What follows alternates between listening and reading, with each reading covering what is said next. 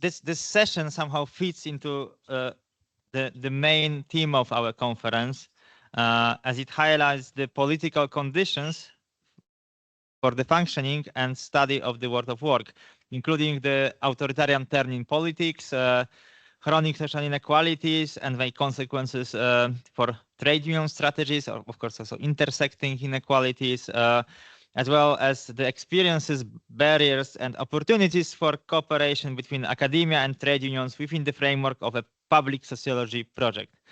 As I said, we have the pleasure of hosting three wonderful guest keynotes who came from Ithaca in the United States, Johannesburg in South Africa, and Warsaw. Which sounds great. We have global coverage during this session. And I asked each person to give a 25 minutes long introductory lecture, after which I propose we just go on to the next lecture and we have discussion, the final discussion at the very end. Let me start with David Oss, and just a brief introduction to who is David Oss. Most of us know David Oss as someone who devoted his heart and career to Poland and to Eastern European industrial relations, to studying Eastern European industrial relations. He focused on labor, class, democracy, and also in his most recent book, but also in earlier books on radical right and the rise of radical right in this region. His books include, among other things, Solidarity and the Politics of Anti-Politics, Workers After Worker States, The Pit of Solidarity, and the edited collection Class After Communism. And the book, which is about to be out when next year, yes, is entitled. The most recent book by David is entitled "Red Pile Politics, Fascism, Right-Wing Populism, and the Nature of the Radical Right." And I had the pleasure of writing the prospectus of this book, and I think this will be the next Solidarity book. So you have to read it. It's a great book. Yeah. Well, I know you almost finished. And it addresses the problem of shifting boundaries of radical right and the rebirth of fascism in various parts of the world. And I have to say that David is a friend of the Social Boundaries of Work conference for many years, and also friend, not just a colleague, but a friend of many organizers of this conference. And we are very indebted to have him here. And it's kind of strange to say Professor Emeritus because it's also very recent. But we just hope you will have more time to come to Poland and be with us and live beautiful Ithaca. Yeah, I think what is distinctive in the writing of David is that he challenges this romantic vision of pro-democratic labor, yes, and tries to understand, to think about the conditions and consequences of the right-wing turn of a part of Polish workers and trade unions. David, you will tell more yourself, but I'm really pleased to have you here. We are very pleased to have you here. Thank you. Thank you very much. Yeah, so first, thank you very much for the invitation. And let me say at first, this has been a remarkably well-organized conference. With all of the panels and the buses and the meals, everything provided. I mean, everything's worked so efficiently. So really, so I thank you for that. And obviously, we all thank you for that. So yeah, as Adam said, I mean, I'm working on some new projects now, and this is part of this is a chapter in the book, and trying to understand more broadly. Why is it? How has it happened that, many times workers and unions don't support democracy? But what exactly does that even mean, right? I mean, I saw some of that happening in Poland back. That's when I wrote my Defeat of Solidarity book, being surprised by developments in Poland in the 1990s. And then seeing it happen, alas, elsewhere in the world, and trying to understand more generally. So I'll talk more generally here. I have a small section too on how it relates to Poland, and then I'll try to provide some new ideas. If anyone, I do have a written paper. Obviously, I can't provide the whole thing, but if anyone's interested in it, you can contact me. I can send you the article. So, do workers support democracy? You know, this has been a question that historically, historically, it always, oh, okay, thank you.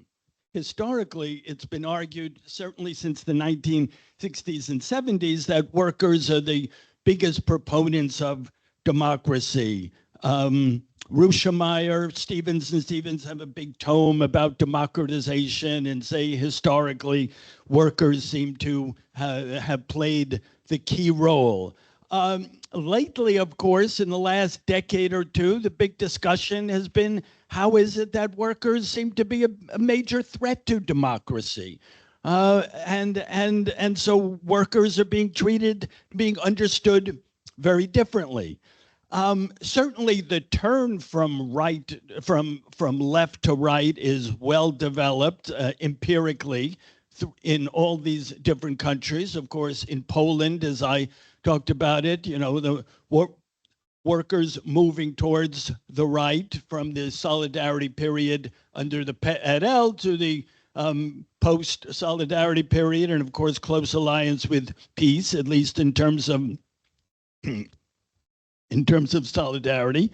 But in other countries, in Germany, for the last few elections, the Social Democrats keep getting lower totals than they've ever had as the AfD gets higher tolls. Same in Sweden, the Swedish Democrats, who are the radical right party, win at the expense of the Swedish Social Democrats.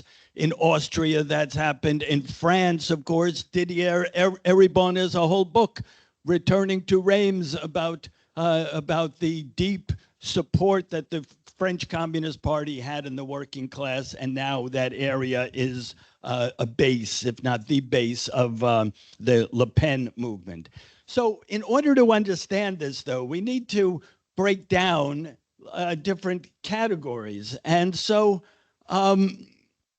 right, so as I understand, right, I break down democracy into three, D1, D2, and D3, three elements that I think we all put together when we think about democracy today, but they're usually not distinguished as such, right? So, yeah, but I want the previous slide. Yeah. Sorry. Yeah, okay. So democracy one is the most basic, right? What I call political democracy, the right to vote, basic inclusion in the political game, right? That's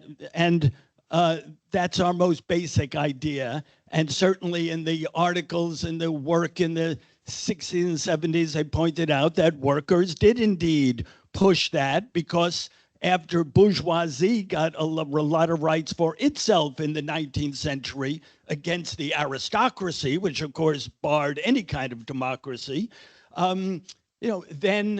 then it was class-based, that workers were excluded, so they fought for that basic political democracy, that right to vote. And that has been pretty consistent, right? But if we take these other understandings of democracy, which I think we all understand democracy to mean, we have two other concepts, what I call D2, egalitarian democracy, the inclusion of minorities and marginalized, those who were with marginalized identities within the political community, right? So that they're those who lack the dominant ascriptive traits of national membership are also full members of the community with interests that the state must realize as well. Then there's formal institutional democracy, what I call D3, democracy 3, fair political competition, including ensured access of opposition parties, and basic rule of law, meaning core state institutions run by professionals who administer the law in impartial fashion. Of course, this has been D3 has been the big challenge recently, right? That they're attacking those institutions. That's what Orban has done masterfully, right? He, of course, is a master in promoting, fighting against any egalitarian democracy by demonizing others. But in order to consolidate the rule and fight against a broader understanding of democracy, he's trying to, right, to fix all the institutions in certain ways, and so we need to take that aspect into account. Of course, peace has tried to do that as well, and now Poland is undergoing, that attempt to try to do away with that, to see how much those institutions have been damaged, or are they defendable or not. Now, my argument is that workers in capitalist society have a strong association with democracy, one, with political democracy, but a very ambivalent one to democracy 2 and 3, often depending on whether they're skilled workers or unskilled workers, based on higher education or craftsmanship. That is, workers have no special reason to support egalitarian democracy, and generally value concrete substantive outcomes more than the autonomy of state institutions. Now, I specify here that when I talk about workers, I'm mainly talking about what I call dominant essence workers. As you see, right, workers with the ascriptive, identity-based cultural characteristics that make them the dominant, because supposedly the natural part of the national community. And so in the United States, for example, the term that's been used, which workers are supporting Trump, they talk about the white working class. So in America, this term is often understood as dominant race. But of course, if you try to look more generally, there's always some essence that the right, some characteristics, ascriptive characteristics that the right wing tries to essentialize, like in Poland, right, Catholic workers who have that concept, prawdziwi Polacy, right? In France, they talk about the native French, right? All of Farage in England and in Britain, right, is trying to define those longtime citizens of the UK as not real citizens, right? So it can be based on any kind of different dominant essence. Sometimes it's religion. In the Balkans, it's often been about religion or language. So that's why I use that term, right, as I just said. And okay, now, again, the democracy one I'll spend the least time on, because historically, there is good evidence that that is the one that all workers have supported.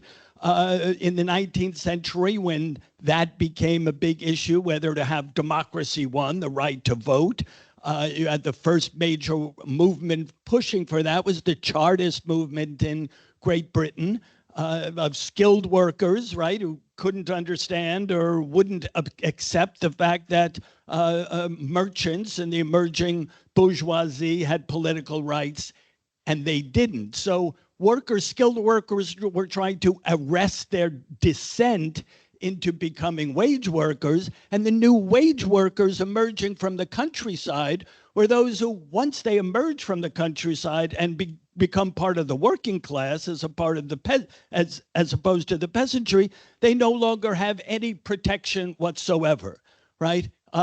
In rural areas, landlords need to keep their labor alive, and so they need to provide some kind of community benefits for them. Under capitalism, of course, capitalism likes abstract labor, any worker. It doesn't have to be you or you or you. And so there's no support whatsoever necessarily. So for the emerging working class, political democracy also was the only way to have some voice. So again, that's been pretty straightforward. But if we look more right at the other aspect of democracy too, egalitarian democracy, here we find that, alas, it's often rational, to use that term the way economists use that term, right? for dominant essence workers to oppose egalitarianism, to not want everyone to have equal rights. Now, if we look first from the perspective of skilled workers, historically, I mean, artisans in the early capitalist world were generally supporters of ascriptive egalitarianism. They themselves traveled across loose borders, and working or training with craftsmen in other country. So some of the early, it could be the die makers of the Chartist movement, the printers in France, people like Franklin and Payne in America, right? Accepted various people as part, various nationalities, essences, dominant essences as part of their community. Most of them still had an impassable obstacle as to race, but but outside of that, there were more supportive. And of course, a key factor here is that they have what we can call marketplace bargaining power. They have skills that they're not afraid, they're not easily replaced. Now, of course, it's that same logic that can make skilled workers, skilled artisans, hostile to democracy too, egalitarianism, when they face competition. And I'll get back to that in a minute. For skilled workers who rely on formal education, the situation is a little different. Today, the correlation of higher education to egalitarian politics is one of the most common findings in political science. Higher education correlates strongly with opposition to Brexit, support for Black Lives Matter, general opposition to the populist right in Eastern Europe. It wasn't always this way, of course. In interwar Hungary, Poland, or Romania, college students and the universities were strong supporters, even leaders of nationalist, anti-Semitic, and fascist movements, leading the campaign to oust Jews from any position of influence.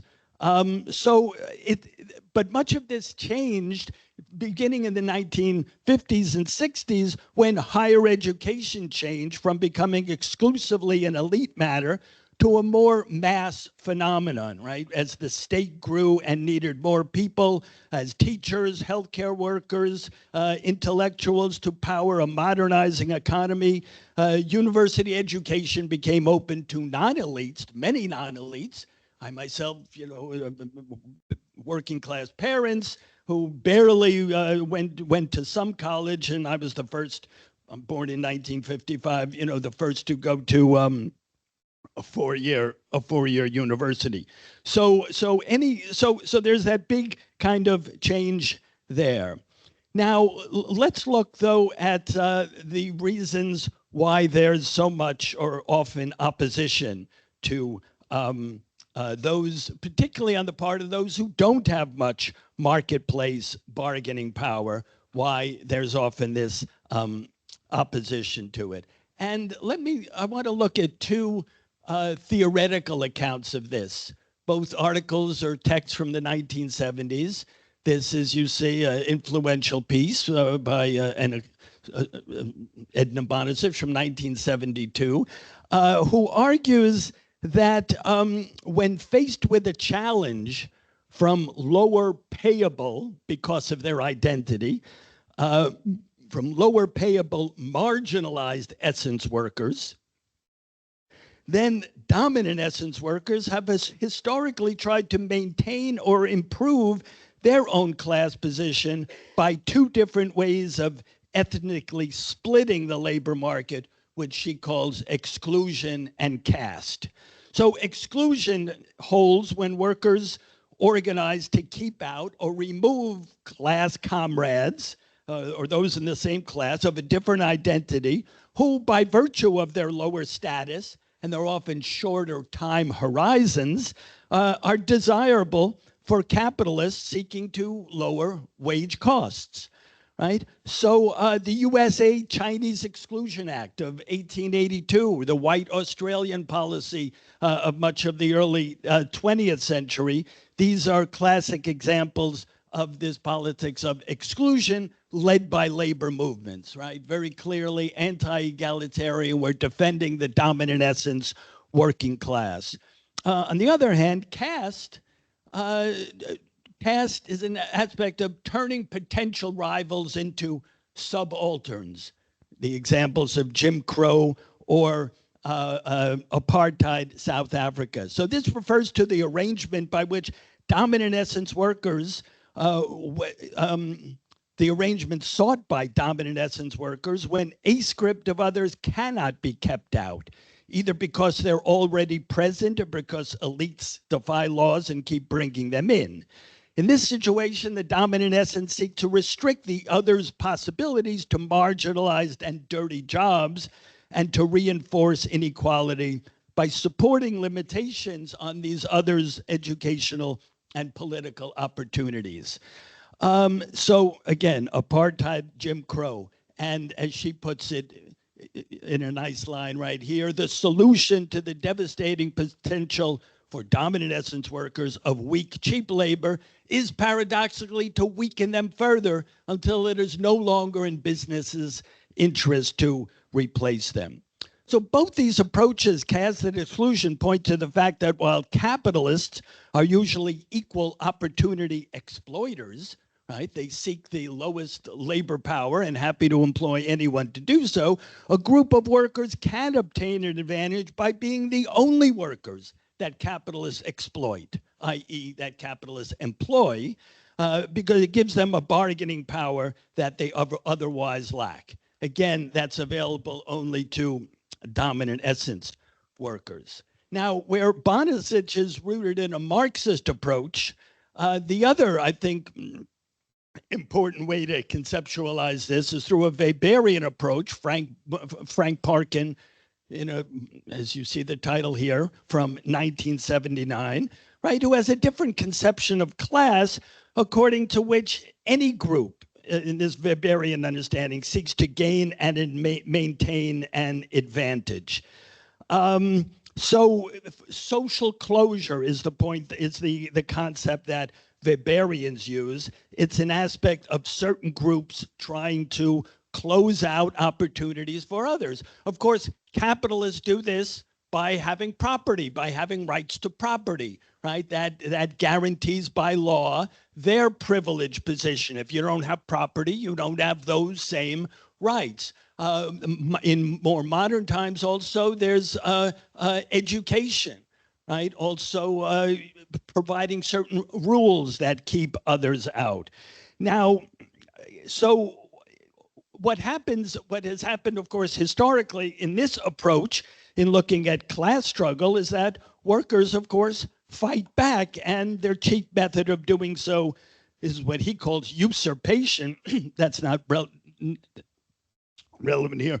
Pushing back against the privileges of those above them, right? So it's a matter of trying to keep those who keep others out from maintaining our position or getting close to our position. Now, so what that means is that for workers, one way, of course, the best way, the way that the left always proposes, that workers do this as a class, then they would have the greatest power to do so, to usurp against capitalists. But the problem, of course, in reality is that it's incredibly hard to fight against the capitalist class and to win against the capitalist class, right? You can argue for it and people try to do it, but they run into obstacles, they get repressed, and it seems almost impossible to do so. In which case, this Weberian approach, or they might say a kind of psychological instinct, is to have this, what he calls dual closure for one group to try to box out opportunities for those below them. So, yeah, so, okay. Basically, the issue here is it's a collective action problem, we could say. Workers are best off if they join together, but because success is so difficult, those of the dominant essence often reject egalitarianism and seek advance by persecuting those below by becoming racists. The collective action required for downward exclusion is easier to organize because the persecuted are already culturally marginalized, and because capitalists, while preferring the super exploitation of all, will take the, while preferring the exploitation of all, will take the super exploitation of some and the limited inclusion of others as a way to, as an acceptable way to thwart unified class pressure from below. So what about democracy 3, formal institutional? That's the biggest puzzle. Yeah, that was my last slide. So now this is, right, the formal institutional aspects, the ones that have been attacked most recently. And this, of course, has always been frail. It really became a central part of democracy only in the very early 20th century, and it was quickly done away with in the 1920s as fascism, as authoritarianism rose, and it seemed kind of irrelevant. And there is a kind of riddle about why anyone should support it, right? Because you know, you have to accept that that is a legitimate principle. You have to accept that you might lose.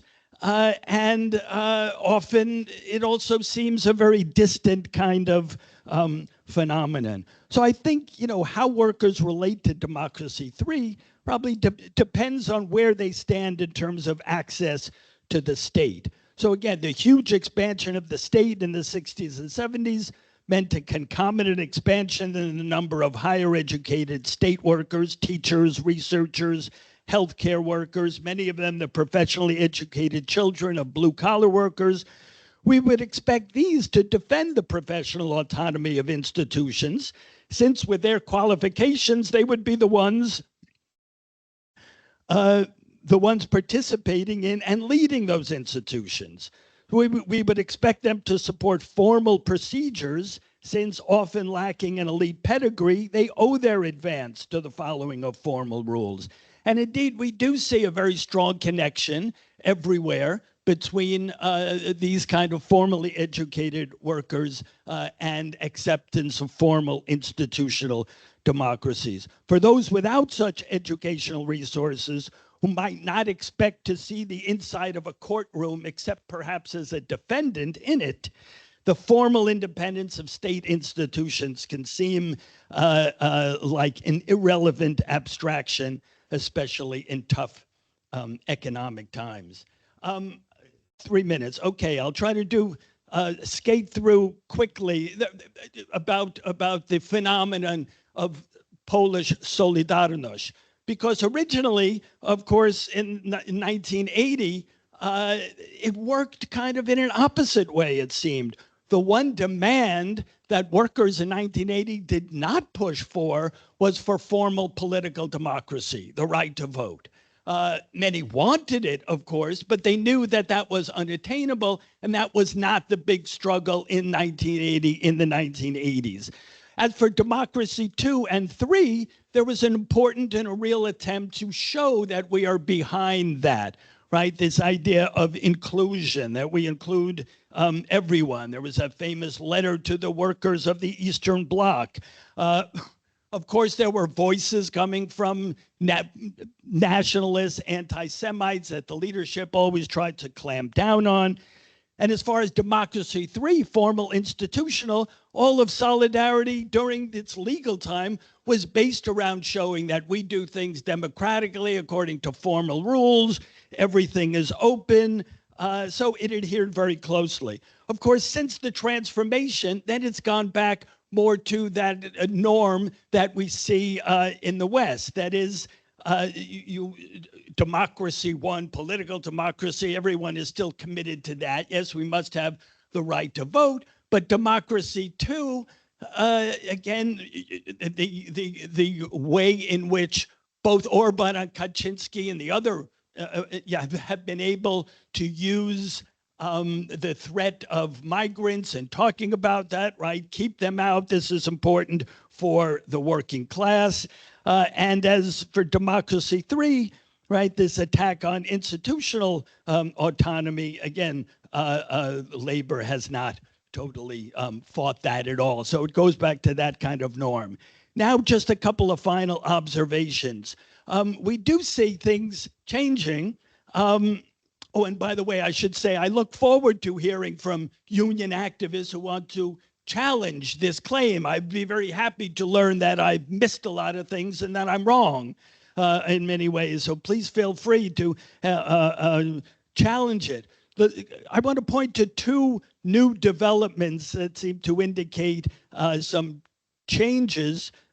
Danish Social Democrats and Sarah Wagenknecht in Germany, right? So, of course, Danish Social Democrats were the first who, when fighting against a rapidly growing right, that the Social Democrats took back their rightful place, they said, by becoming more right-wing on immigration issues, i.e. against democracy too, and have succeeded in winning back a lot of workers. Right, so that's one tendency there. Sarah Wagenknecht, of course, is trying to do something similar in Germany as the SPD collapses, as the AfD keeps growing. She wants to borrow part of their program, always claiming and arguing that I'm still a leftist who doesn't have much in common with them. This is a very new movement. We'll see how it develops. Now, the last point I want to make is that, you know, is this working class authoritarianism a problem for the left? Now, I think so, yes, but historically, it's important to understand that the left has by no means always been pro-democratic, right? The left has often been, the left has often always been illiberal, anti-democratic. There's been a strong tendency within that. I do see, and I think we all are likely to see, as the right-wing authoritarianism gets stronger and wins over workers around these issues, I think we can expect to see a revival of left-wing authoritarianism. Basically, ever since the 1960s or 70s, the left has become more committed to liberal democracy, clearly anti-Leninist. What's up there? Something fun?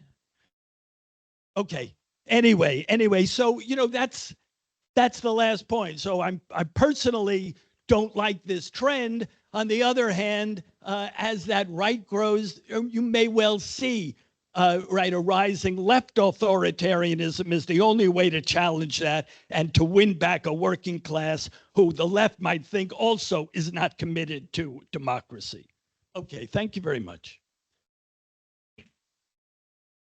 We have now, thank you very much, David, and we have now the second speaker, which is Bridget Kenny, who is a professor of sociology at the University of Witwatersrand in Johannesburg in South Africa. She works on labor, gender, race, and consumption, and focuses on service work, retail, as some of you have heard also in her previous presentation, precarious employment, political subjectivity in South Africa, and also in comparative perspective.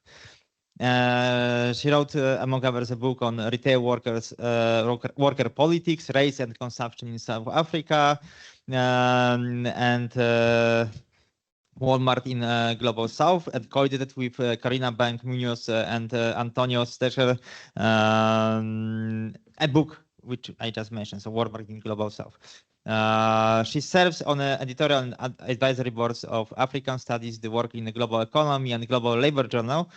And I have to say that, again, RC44, and I think it started when Bridget was still a president, has supported this conference also for many years.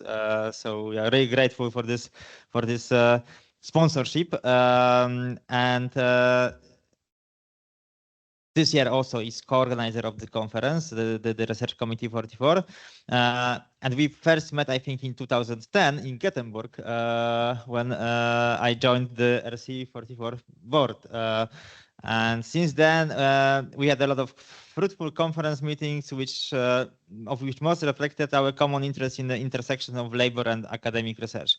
And today, Bridget will tell us about her current research on warehousing, focusing on how South African trade unions engage with new technologies and changing economic geographies within long-standing relations of exploitation and oppression based on class, race, and other factors. So, Bridget, please. Great. Okay, so I would like to. I'm sort of going to talk about some of my recent obsessions. I don't know if they'll be very helpful to you, but I'm gonna start from there. And I wanna actually begin with some of the challenges raised in the first plenary that we had. I want to. You can see I've put conjunction in my title now. Callum gave us conjunction. Michelle Ford asked us to think about what it would what we can learn from the Global South, and Valeria specifically brought to us the articulations of productive and reproductive labor. And I'm going to try to think with those challenges today. Oh, what am I doing? It's wrong. No, I'll do it. I'll do it. Right? Okay. So I'm doing it like in two different places so that I can see what's going on. So what I want to do today is to use recent research I've been doing on logistics to think about our current conjuncture. I want to think about what warehouse work can tell us about the South African conjuncture. And this comes out of one frustration with quite a lot of labor research that doesn't ask the sort of wider political questions. So I'm going to try to suggest some few points from that perspective. And then I also want to think about what South African logistics can help us think about globally. Ultimately, this is really, I think, about how we link these moments in what Gillian Hart calls relational comparison. And that comes out of a very, I think, important point that Hart and others are making, that South Africa is not just a case of a bigger phenomenon, right, that's activated elsewhere. South Africa, if a phenomenon like logistics, which we see all over the world, and many of you will be familiar with, it has to be understood as being co-constituted from multiple spaces. And what does that mean to shift from an idea that a phenomenon exists here and just lands on a place as a case or as an example, to thinking about what it means to be co-constituted. So I'm going to do that through conjunctural analysis, and I don't have a huge amount of time, but I approach it through Stuart Hall. I'm not so much through Althusser, although Hall uses Althusser, where a conjunction is not a slice of time so much as defined as by the accumulation and condensation of contradictions, the fusion of merger of different currents and circumstances. And a key thing is to think about the emergence of new settlements and the political significance of it. Now, Gillian Hart makes the very important point that these are not only temporally located convergences and coalescences, but they're spatiotemporal and need to be thought through comparatively. And a key reference for me is, of course, also Hall's 1980 Peace, Race, Articulation, Society, Structured and Dominance. So I'm going to then move quickly to warehouse work. Many of you will probably know quite a lot about warehouse work. So this is just broadly to think about new warehouse management through new digital technologies, warehouse management systems, and transport management systems. Oh, getting confused. I have two different computers. And also how algorithmic management controls workers through those processes in something that many people have called digital Taylorism.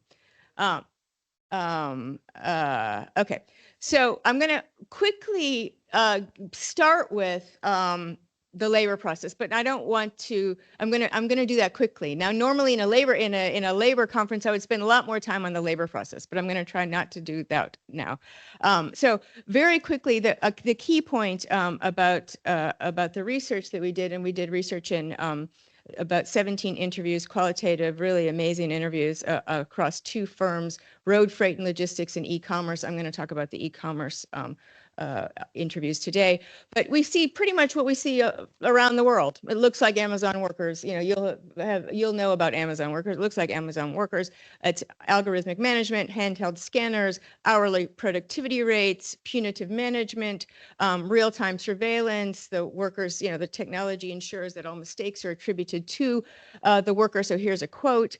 It's very stressful, one worker said, because you need not do any mistake. You have to make sure that your name doesn't have an error. So you log in with your name and it's under your name. And if you are not making your productivity rate, they'll send you home by noon. So they're checking it every hour. So we also have, again, what we see around the world, right? Divided labor process. In particular in South Africa, there's a large use of labor broking, where you can have in any distribution center multiple labor broker firms with, bringing workers into the same jobs. Variable hours per week, low wages, precarity, etc. Okay. So again, what we have in terms of the basic description of the labor process is what we see, pretty much around the world. We do have some specifics of the labor process that, can be thought about as the located conditions. And in particular in South Africa, we have a huge issue with electricity provision.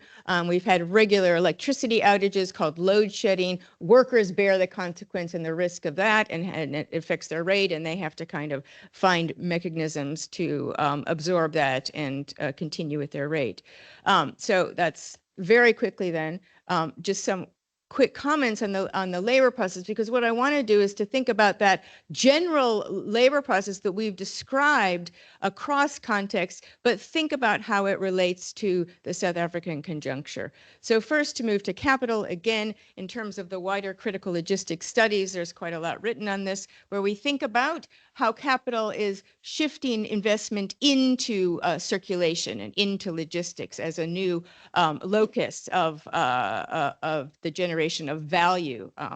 Danny Look has called this the logistical fix following Harvey, which also involves then the reorganization of the landscape around logistics, a reorganization and introduction and expansion of new markets, new labor markets and new consumer markets. And it produces this the sort of idea of the universalizing logic of the abstract flow of the commodity, all sort of the seamless flow of the commodity. Well, as we know, this seamless flow is, of course, materialized in actual space. So here we can see a map of Gauteng province. In the corner is a map of South Africa. Gauteng is a small little province. Well, I can't point it out to you, but it's a tiny little one. But it is the one which generates the most for the GDP of the country. In the top map, it shows the different quadrants of Gauteng province, and we're looking at C there, and C is the one which is Greater Johannesburg, which is the close-up map. This map shows changes from 2010 to 2020 of industrial land use, including warehousing. And so what you're looking at there are the big maroon blobs in the different areas, and we're going to focus in on where it's 90 to 100% change in the percentage change in square meters between those time periods, and quite a lot of those little blobs then have this new warehousing development. I'll just show you one, which is the one around what says Kempton Park. So there's an example of the land use changes between 2010 and 2020. You can see 2010, this is that Kempton Park area, and that highway running through there is a highway to the international airport.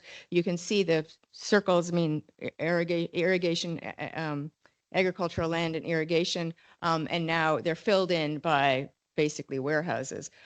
So if you do another close-up on that, you can just see the kind of transnational local capital investment in warehousing, including in e-commerce. So this kind of agglomeration, new spatial agglomerations that materialize very much in infrastructure, this idea of the flow of commodities through logistics.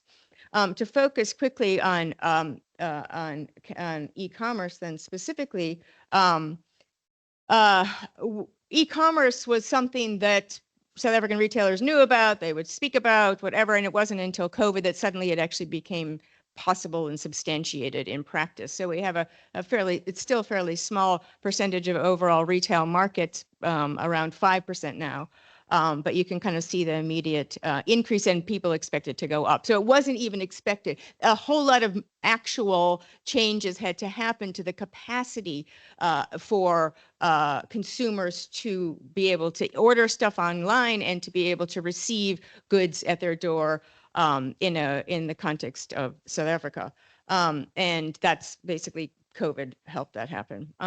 The top 5 e-commerce brands in South Africa are listed here. Takealot and Superbalist are owned by one brand of a South African company called Naspers, which just mentioning this quickly because I'm trying to kind of make an argument for the constituted character of capital in South Africa. Naspers has a historical, is a very large company that has a historical connection to apartheid. Here its logo from apartheid era Naspers National Pers. It comes out and you can see it's literally on purpose trying to call up this iconography of the National Party's win in 1948, which is what brought in apartheid. So they basically they were a propaganda, they were a media company that was a propaganda arm for the apartheid state, and they very successfully moved to a transnational company. They're listed on the Amsterdam Stock Exchange as well. They invested in digital technologies. They bought shares. They bought actually quite a lot of, I think it's 50% of Tencent. They through BRICS, they bought shares in Mail.rn, Ibibo, and Flipkart in India, and Movil, I think is how you pronounce it, in Brazil. So they are a transnational company of digital platforms, and they own Takealot, and that's what we're focusing on. So Takealot is the local domestic firm that exists, and so what you see is domestic capital, right? That has moved into these platforms, and I just want to say that this is before Amazon has invested. Amazon has invested in its own platform in South Africa. It had a soft launch, is what it said, in 2024. It hasn't yet opened its in-country warehouses. So this phenomenon already exists before Amazon. Amazon is not going to describe this phenomenon for South Africa. And the point I want to make here is that you have the new consumer markets being generated through Takealot. You have consumers reached, packages delivered. You have the story with delivery services, but critically for South Africa, you also have to have the capacity to reach consumers in a spread out country with a lot of rural consumers and peri-urban consumers that don't necessarily have access to a credit card. So this is what comes up if you try to buy something on Takealot, and one of the options, there's multiple options on how you want to pay, including cash on delivery. Okay, so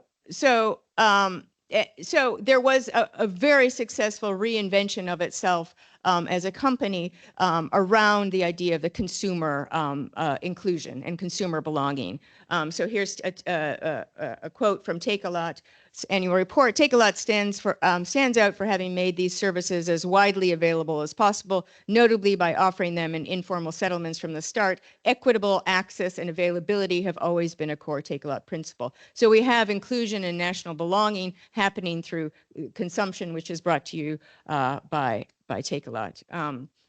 And then we have the state as well. So the sort of critical relevance of the state here is that the state over the last few years has specifically redirected its development policy around, guess what? Infrastructure development, right? As we see internationally. So we had the National Logistics Crisis Committee, which addressed infrastructural breakdown, particularly around ports, railway, and rail systems. And we have an infrastructure fund, which is trying to encourage investment in infrastructure as a new development policy. This links to what Brett Christophers talks about as asset manager society and the investment of large asset funds in core infrastructure in countries. And we see developing economies running after the same policy orientation and framework and efforts to encourage investment where the state de-risks those investments. It's a kind of privatization by stealth. We see logistics positioned at the center of all sort of spatial development programs, the city and the province and the rest of it. We see the Competition Commission very interested in online intermediary platforms, and in particular for the access to small and medium businesses, what they're called in South Africa, historically HDPs, historically disadvantaged persons. So access again to these this kind of infrastructure. So that's a kind of broader sort of conjunctural features that brings us to worker politics. And what I want to then think through in the last bit of time that I have is the character of this worker politics. First of all, in these distribution centers, the permanent workers, there weren't that many. There were 50 out of some 3,000 workers were permanent workers. As I said, the majority were labor broker workers, but they joined a union, the National Union Metal Workers of South Africa. Why did they are commerce workers? Why did they not join the Commercial Workers Union? Because the Commercial Workers Union does not organize well in warehouses. NUMSA organizes in road freight and logistics. Road freight and logistics has a bargaining council. E-commerce is not included in that bargaining council. So workers went to the union they knew organized in warehouses, and they said, organize us. So the workers are mobilized on the shop floor. They went to the union. The union tried to get recognition. They didn't have majority in the country. They didn't get recognition. The company will graciously meet NUMSA at forums, the CCMA, Competition for Mediation,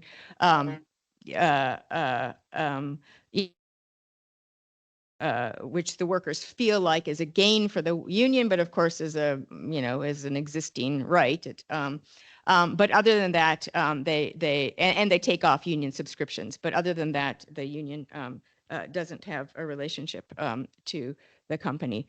The union did, and I think this is, maybe we can talk about this more, and it relates a little bit to David's presentation. The union, that is the workers and the union who are represented permanent workers, organized to try to get the labor broker workers insourced. Using there's a labor law clause, Section 198 of the Labor Relations Act, which allows temporary employment service agents to be brought in after 3 months of employment.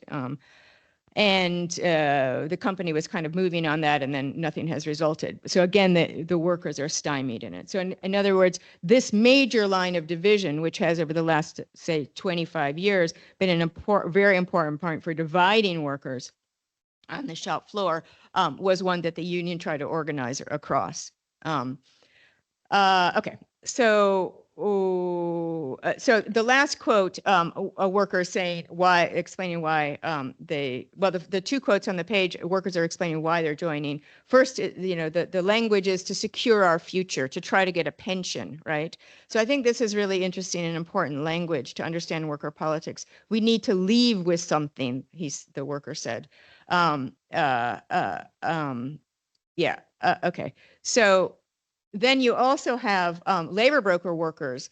And the fascinating thing about the labor broker workers is they try to join the union, a different union, another union who didn't really do very much as well. And they went to the EFF labor desk. The EFF is a opposition political party, which is nominally left of the ANC, but it has some right populist angles as well.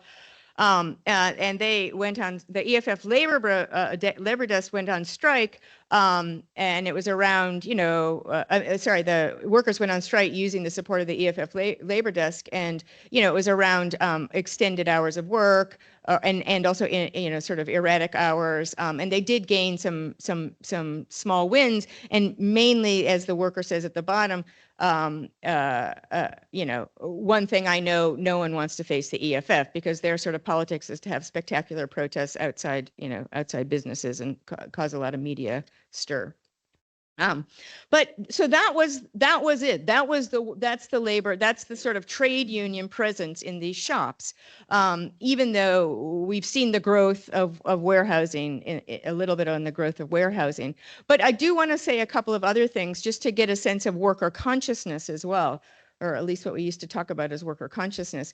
Workers are the idea that worker divisions are happening through the labor process is not an obscuration. I mean, workers understand it. Workers see it very easily. They try to work across it. So I don't have time to go into the detail here, but they try to break down those divisions in different ways, try to help each other. Another key dimension of the labor process is the reconstitution through the technology. So you're introducing technology into what's manual labor and warehousing, but workers feel like the technology should be upskilling them. Right, and so there a lot of complaints came around the way in which the work was seen.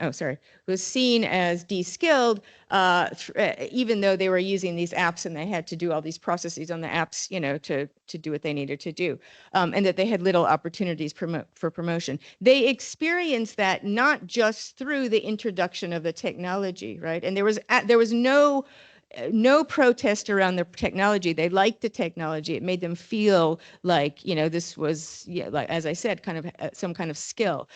What they were protesting is the connection and the interconnection with manual de-skilled labor and a black workforce.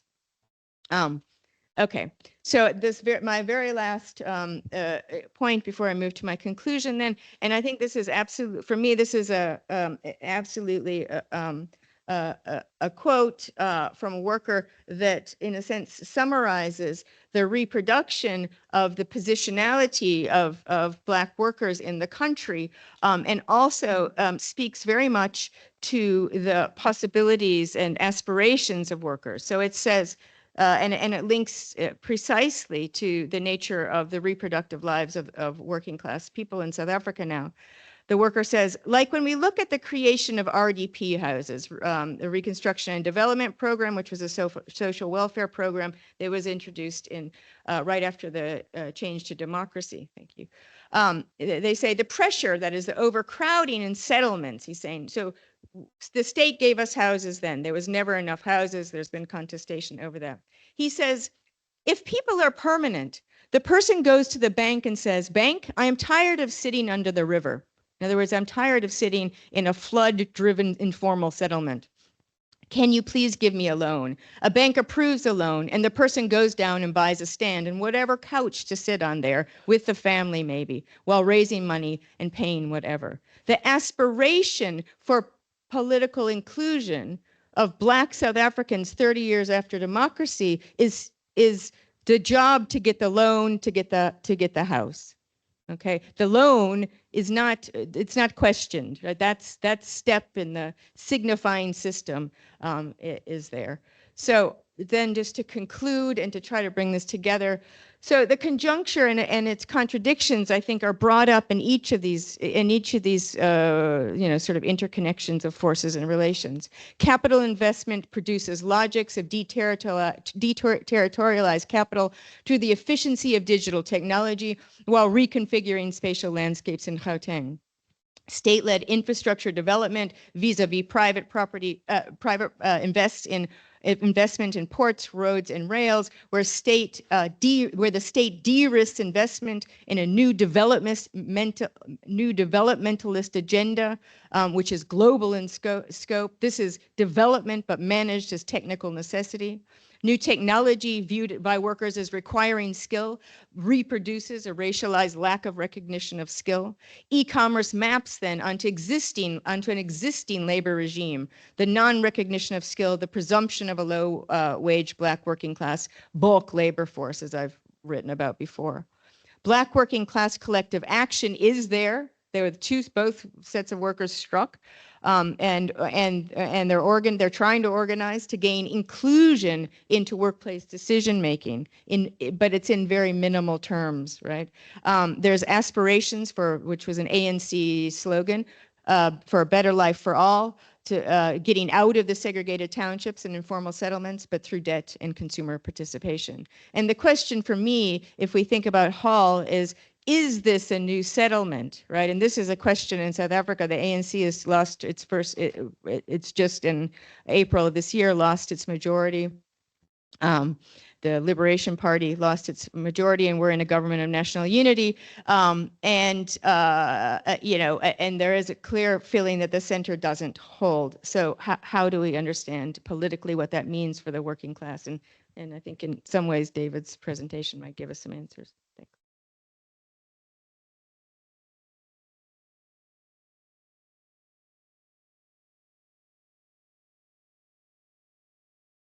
Thank you very much, Bridget. Again, I took quite a lot of notes, and I think I will try to summarize before our discussion some common points between your presentations. But now we move to our last presenter, who is Julia Kubisa, who is a professor of sociology of work at the University of Warsaw, professor of sociology, in fact. She works at the faculty of sociology, which she manages because she became a dean, which I think is a very good news for the sociology of work, because finally there is a person who knows what to do at such positions. And her research concerns changes in the world of work, issues of discrimination in the workplace, the role of gender in shaping the social division of labor, and the role of gender in higher education. She has been also a long-standing representative of the rector at the University of Warsaw for the policy for counteracting discrimination and sexual harassment in the equality team of the University of Warsaw, where she dealt with education and quality research. And Julia is chairwoman of the Sociology of Work section of Polish Sociological Association, which is the main organizer of this conference. And since recently, she is also chairwoman of the Council for Women in the Labor Market at the Ministry of Family, Labor and Social Policy. She is the author of books and articles and also publicist. Her book on rebellion of the white caps, in which he studied and engaged with nurses and midwives trade union, is one of the classics of the critical labor studies in Poland, I would say. Yeah, I'm glad we agree on that. And she cooperated for a long time with trade unions, especially with trade unions in healthcare and care sector. But also with the feminist movement in Poland as researcher, expert, and advisor. So she is very well placed to present her keynote speech, which is entitled Rules of Engagement, Positioning the Practices of Public Sociology, Industrial Relations, Research, and Cooperation with Trade Unions. Julia, the floor is yours. Thank you. Can I see my slides, please? Okay. So thank you very much for this really vast introduction, and I'm actually really happy that my presentation comes last at the conference because perhaps it's something that can be the opening for the conclusions for the conference or some new topics.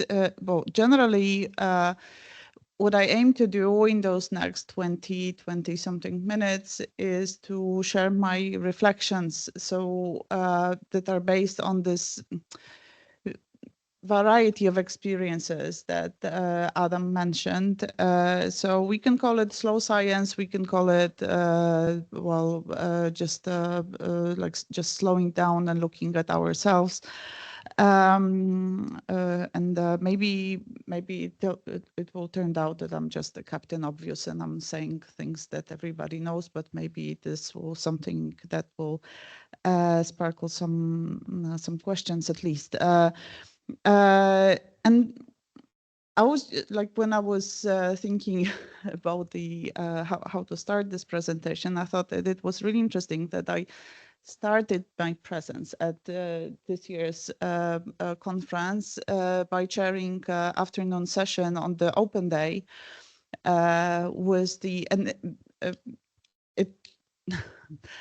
session was about the outcomes of the project that Adam and Jan Czerzasty are leading on polycrisis and work during COVID and etc.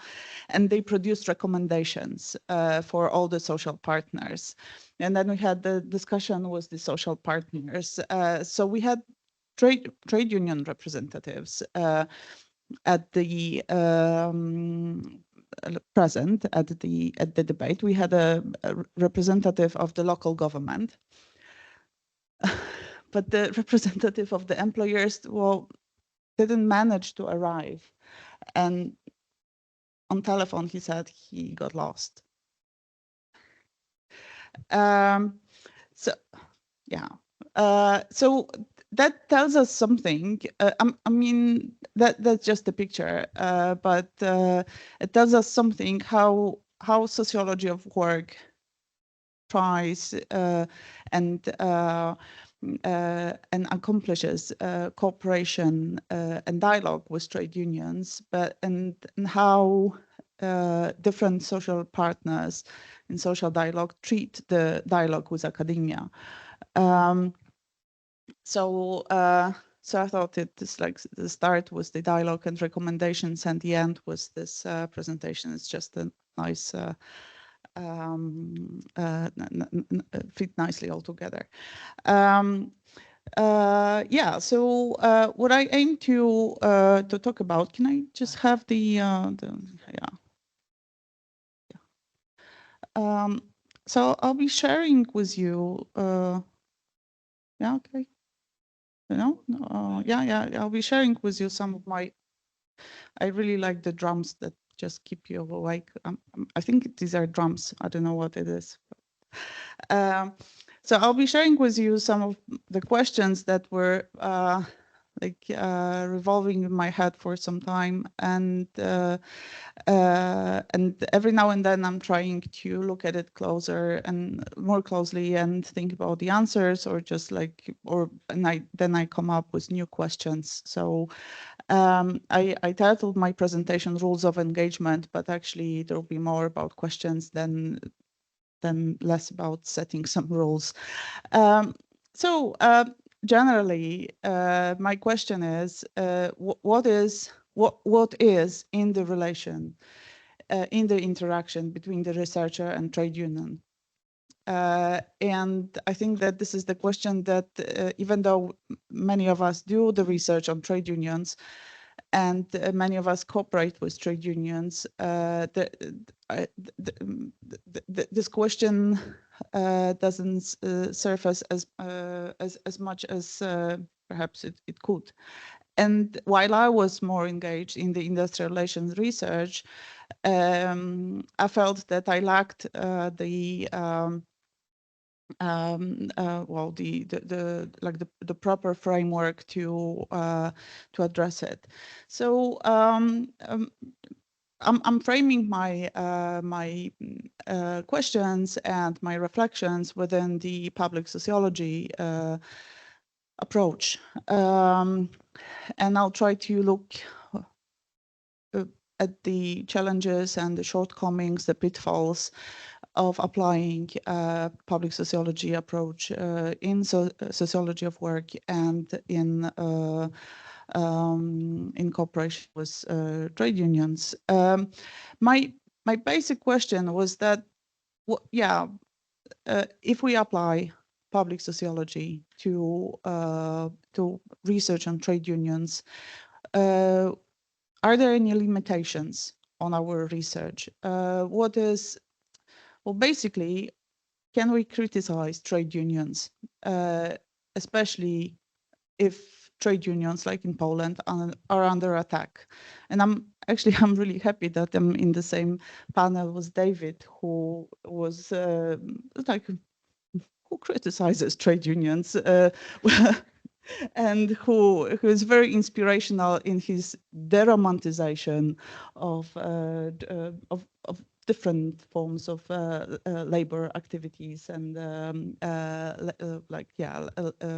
labor attitudes. But I think that maybe this is because David comes from more political sciences and my approach is more sensitized by sociology of work. There are subtle differences and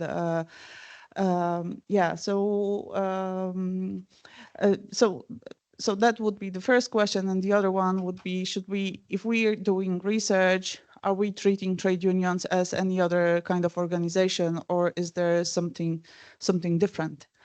And if it's something different, that what are the consequences? I call this like the peculiar case of sociology of work, and there is an anecdote coming with this. A couple of years ago, I was at an international conference, and it was at the same time when there was a strike in one of the hospitals for children in Poland. It was a strike of nurses, and I was very engaged in supporting the strike by using my sources and my social capital to amplify the voices of nurses, and by like publishing various publications in media outlets, giving interviews on radio, just to like make it louder, and to use my my opportunities to spread the like, let's say the nurses version, not the anti-nurses version that was very at first, at the beginning of the strike, it was like very overly spread in the media. So after those couple of days, I was at the conference, and I started receiving messages on Messenger on Facebook from nurses in Poland, and they were like, "Oh, I just came across an interview with you, and I'm really thankful that somebody is using the academic position to tell about tell our version," or they would be saying, "Oh, a friend of mine recommended me your book, and I just read it, and I felt it was so relatable."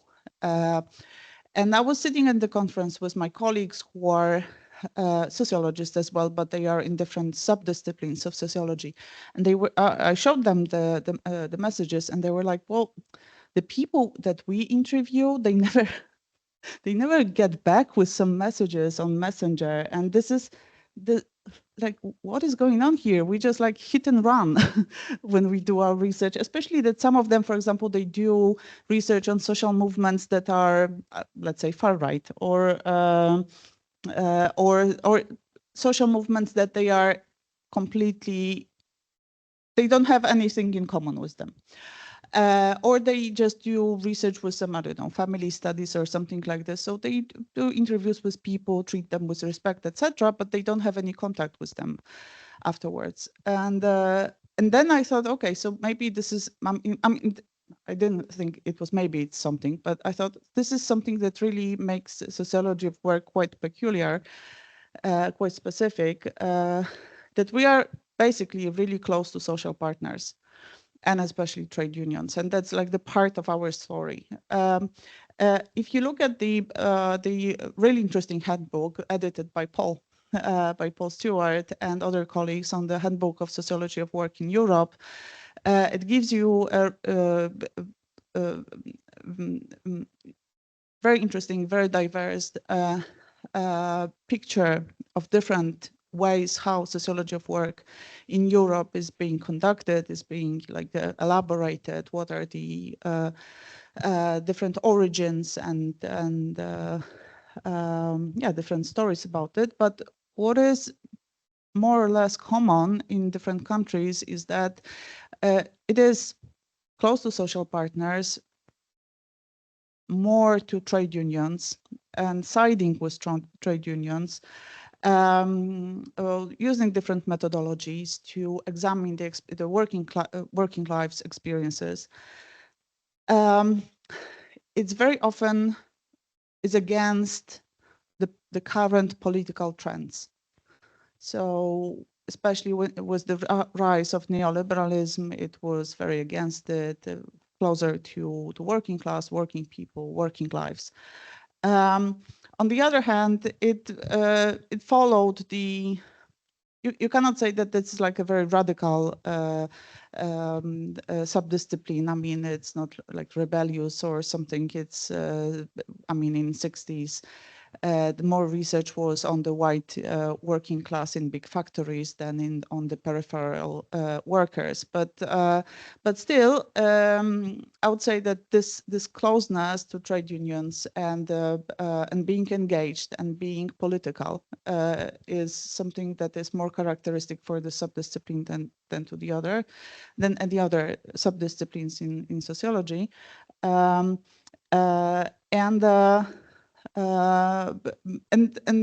I thought that it's something that we take for granted, and it's again, it's worth to think about it every now and then, just as something that forms, that shapes us, that influences us, and should raise some questions how we do it. I mean, some of the researchers here.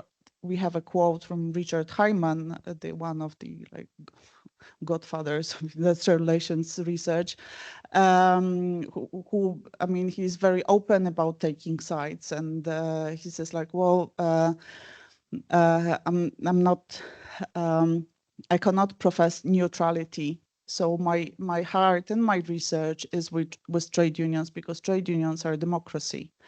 And what we do in sociology of work is, like, as sociologists, we well, we care for the society, we care for the democratic values. So therefore, we'll side with labor and less with capital. Again, something that I'm not sure that it's that much debated itself, more taken for granted. And then we have public sociology. I guess most of you are familiar with the term, but just to sum up, one of the four types of sociology distinguished by Michael Burawoy, and the public sociology is the one that sounds more activist, it's more engaged, because it engages the publics outside academia. And it raises the political questions, the moral questions, and we can differ between the traditional public sociology, which is more addresses to the broader public. So it's more like publishing, giving interviews, but yeah, being vocal in the media sphere, and to here what the sociologists should do is to spur the debate. And then we have the organic sociology, public sociology, or the grassroots public sociology, which is to be in a close collaboration with the community, with the groups.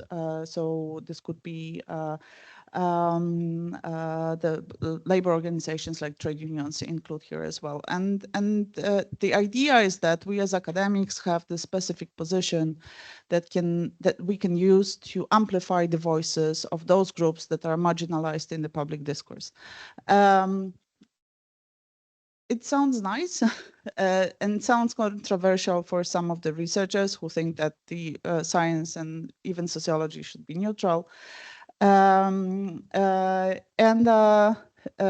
in sociology of work, and as I said, that the type of sociology is so close to trade unions, the ideas and the approach of public sociology feel quite natural, but at the same time, we are not only dealing with marginalized groups that that don't have any rights, or that are peripheral on the labor market, or are generally living precarious lives, etc. We are talking about established organizations that are influential political actors. If you look at the numbers, trade unions are the biggest organizations. Yeah, I know that. Are the biggest organizations. So if we compare, for example, the membership in trade unions and in political parties, this is completely uncomparable. Political parties in Poland are really just like 1/10 of or something like this in comparison to trade unions. So they are institutionalized. We have the big confederations, we have the militant organizations, but still they have the institutionalized tools, instruments, legal system that they can follow, or the Council of Social Dialogue, etc. So, of course, the variety of trade unions is vast. I mean, from the white working class, then to peripheral workers, organizing migrant workers, different, I mean, we have the different heritages like Solidarność and OPZZ in Poland and in any other country, but still what keeps them together is this institutionalized form. So on one hand, it's a powerful, influential, formal organization that organizes more people than any other political organization, that has its political agenda, that has its leaders, that has its strategies, and that competes with other trade unions and other stakeholders. On the other hand, so this is it's really interesting that these are such vast organizations that are under constant attack in media. And unless it's profitable in political terms, like, for example, the unions are protesting against the government and the media are against the same government. So the media will like the unions, but otherwise, the political agenda of trade unions are usually marginalized, ridiculed, etc., etc. So what is interesting here is that the trade unions are powerful and vulnerable at the same time. And again, this is something that I think it's worth just putting it in the front of the for some reflection. So Adam already mentioned it, but I just wanted to explain why I am just telling this from my perspective, because my experience is so complex. I mean, as I said, I come from the feminist activism and feminist scholarship, but also I did research about the trade unions, but also I did research for the trade unions. I worked at the trade unions inside, I mean, as an advisor at the OPZZ, and I also advised unions being outside. I did I wrote some stuff in press about the trade unions, but also I used my channels of contacts to support interviews with other trade unionists. And now I'm also a member of a trade union, and I'm supervisor of a PhD on strikes. So all of those identities and the experiences that were in different points of time in my life, but they kind of made me constantly think about the specifics of the relation between the researcher and trade union. So actually, what I found interesting, David, that we both refer to the same author, Edna Bonasic, yeah. Who wrote a beautiful piece on the personal journey of using this organic public sociology approach in research on trade unions, and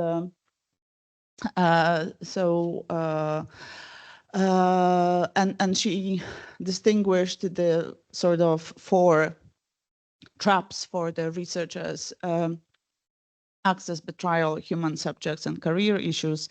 And I thought that that inspired me to formulate another one, which is the subtle traps of reciprocity. So if we look at her 4 sensitive issues that are connected to the relation between the researcher and trade union. First is the access, so you need to get the access. Sometimes trade unions have their own researchers, so they don't want to be researched from outside. But when they let you in, they want to use your research for something, to get some credibility or to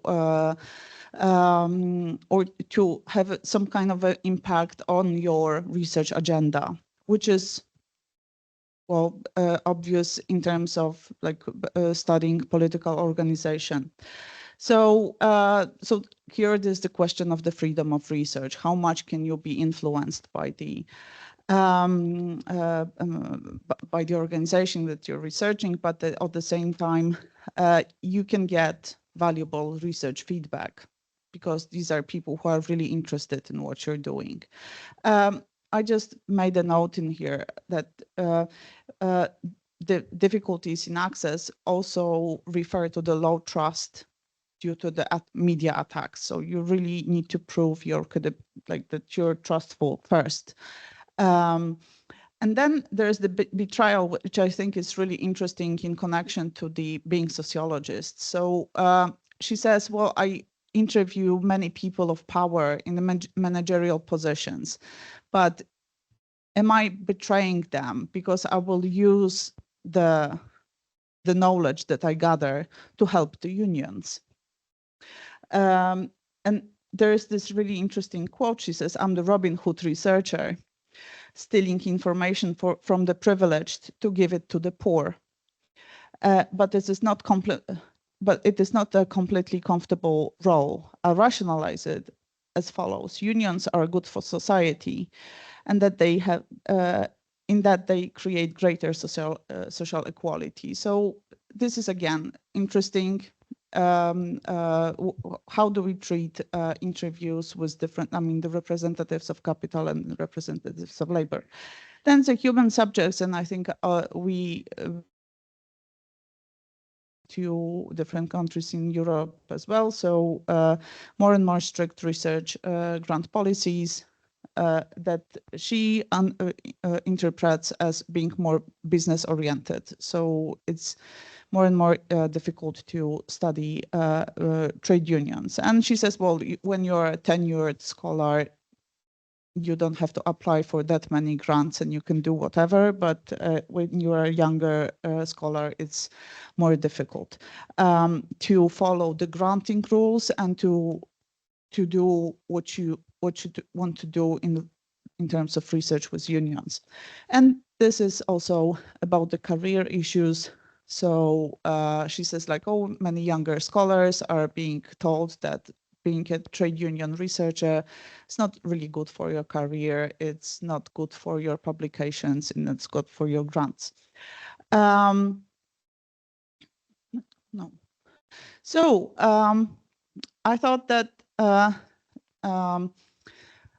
this can be elaborated with looking at the reciprocity of the relation between trade union and researcher. So as I said, that you can study the trade union as a subject, you can do the research for the trade union or provide knowledge for the trade union, amplify their voices, disseminate knowledge, give feedback, and but you can also have your political agenda and give it back or give it to the trade union. So what comes out of the close relation between the sociologist of work, researcher, and trade union? So first, there's this threat of transactional exchange. So it's kind of a threat of the instrumental approach. They want to get something from you, you want to get something from them, but there's not much there's more politics, but not that much public sociology in it. But there is also the limitation of the criticism, and the limitation of criticism inside and outside. How much can you tell them? How much critical can you be for the trade unions if you worked so hard to get access? And sometimes they are like really interested in what you are saying, but at the same time, there are limitations to critique, especially if you critique the leadership. And then equally important is the limitation of the criticism outside. I mean, I realized that there are so many things that I would like to write about in terms of Polish trade unions, but I actually auto-censored myself because I thought it's interesting in academic terms. It's interesting when you look at it as an object, but it would be very bad in political terms, and this is my kind of political responsibility. So that is a kind of limitation for the academic, more the research freedom. And also what I wanted to say is there's this trap of being academic savior. So the person who says like, I will tell you what to do, dear poor people, because I've read so much. I think it goes, I mean, there is a threat of romanticization of trade union, of the noble and humble people who fight for equality and good wages, but also there is a romanticization of your position as academic, and I think that the other one is even more possible. The other trap is the language. First is, of course, the academic language. We use the jargon. We don't like think about it. We use it in cooperation with the trade unions. They nod there and they think like, oh my God, the egghead again. And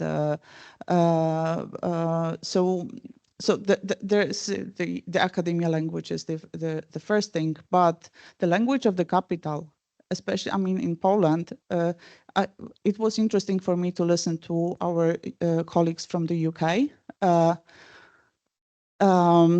that even though the neoliberal agenda is very well rooted in UK, you have the general consciousness of existence of a class society. And in Poland, for example, or in Central Eastern Europe, the existence of class society was completely out of the picture. So the thing is that for many years, I think we all spoke the language of the capital, and this is again, how can we establish the good cooperation and the good advisory if we don't speak the language of the interests of the labor? None of us. Yeah, just 1 minute. Come on, this is so interesting. Yeah.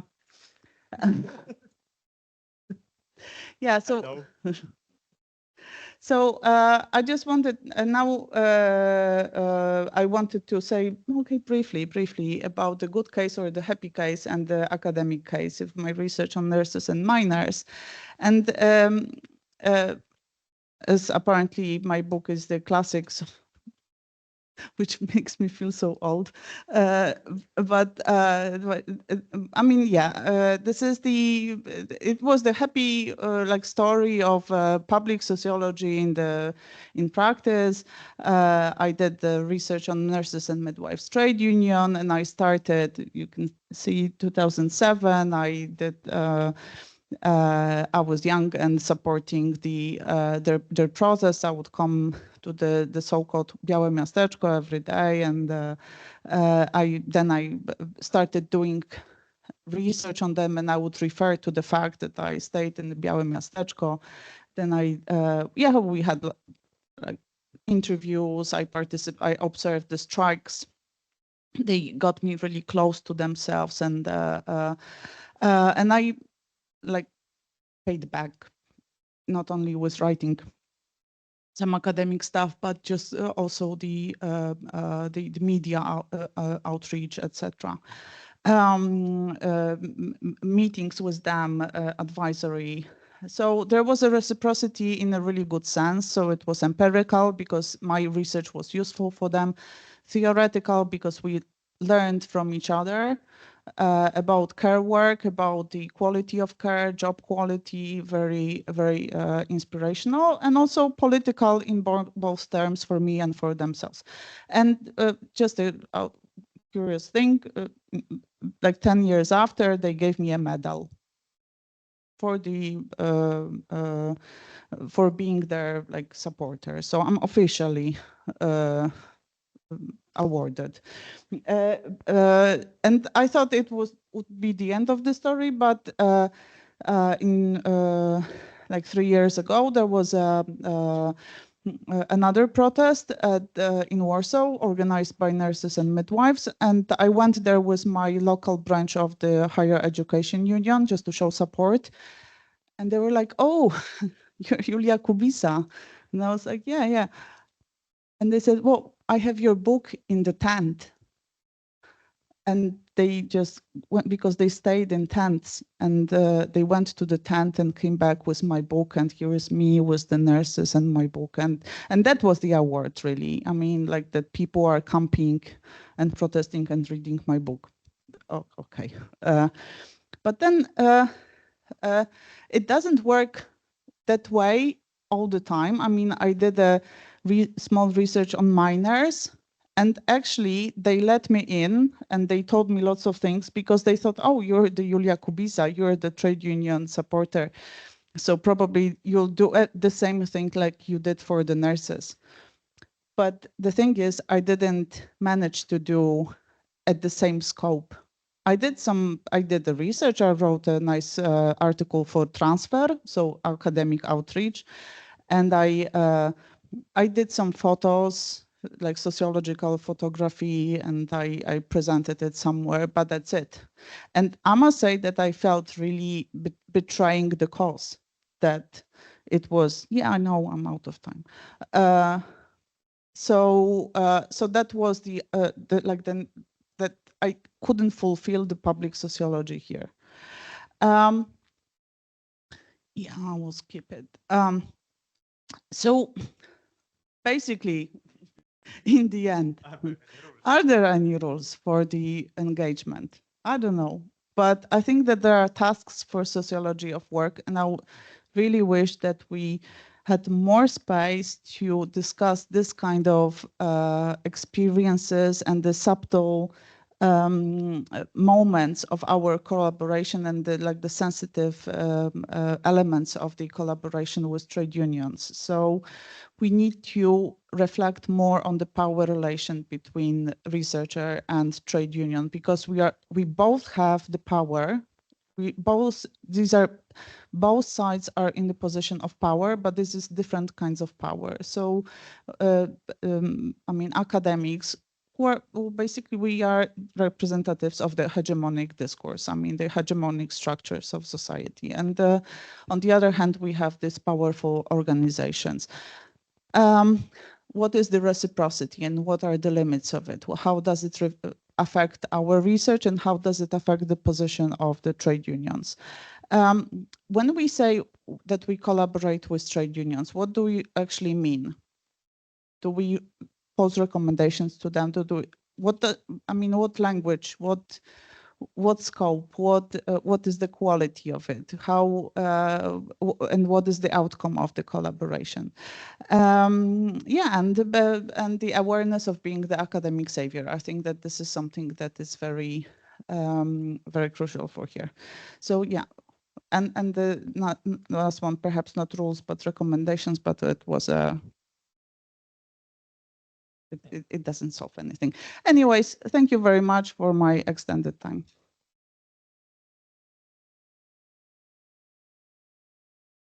Thank you very much, Julia.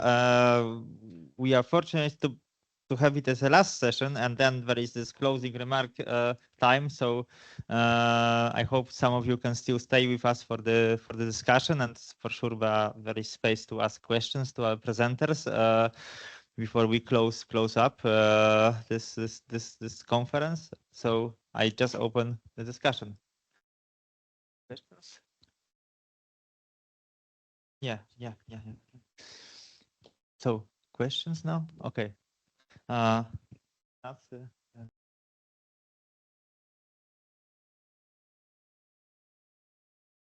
Okay. Shall I stand or shall I sit? I don't know. What's better for the digital audience?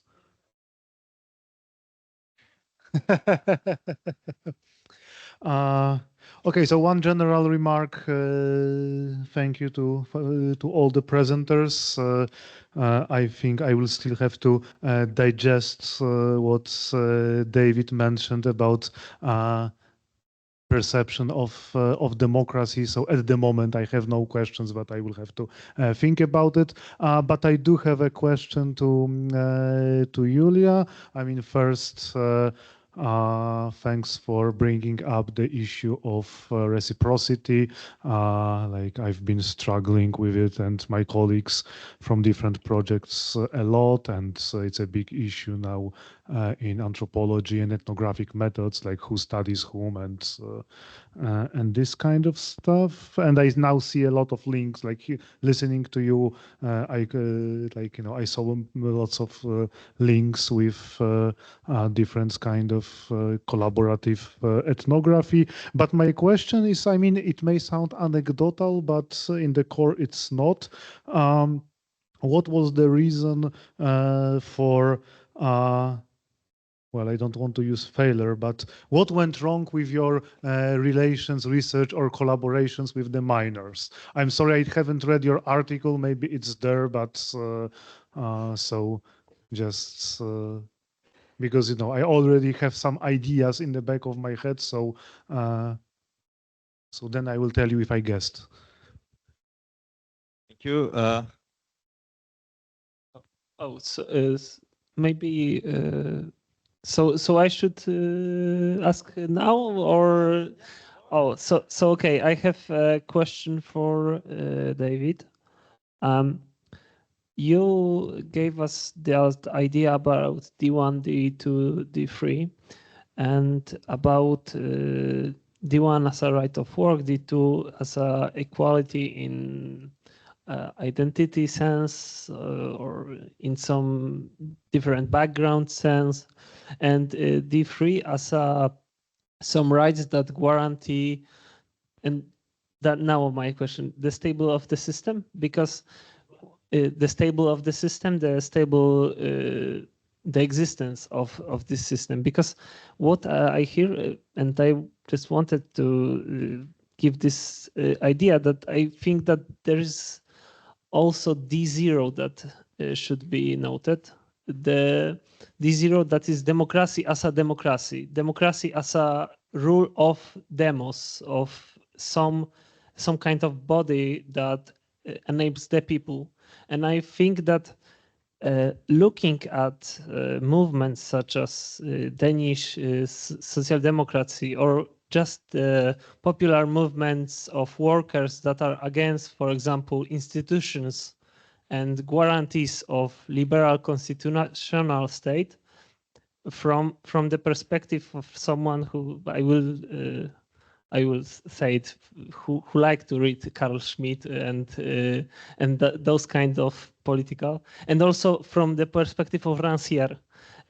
I'm just thinking about, is this really something, the workers who demand those kinds of anti-D2, D3 movements, is it really against democracy? Is it really left-wing authoritarianism?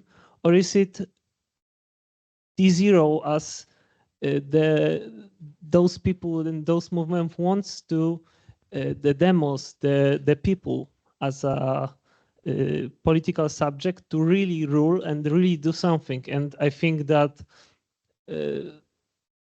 those kinds of migrant things and anti-migrant policies can be somehow of scapegoats that give those movements, give the demos some kind of notion of having some power, having some really that the demos really rule over the state. So is this really something anti-democratic, or should we look at it from the perspective of radical democracy and looking at it from the perspective of demos as a subject that exists, and not everyone is part of demos, but demos wants to do something, because liberal states can, for years, this stable political system between social democrats and conservative, or liberal and conservative, can somehow alienate those more radical, not only radical in political terms, but radical as in outside of the box movements of real democratic, of people wanting to have power over state.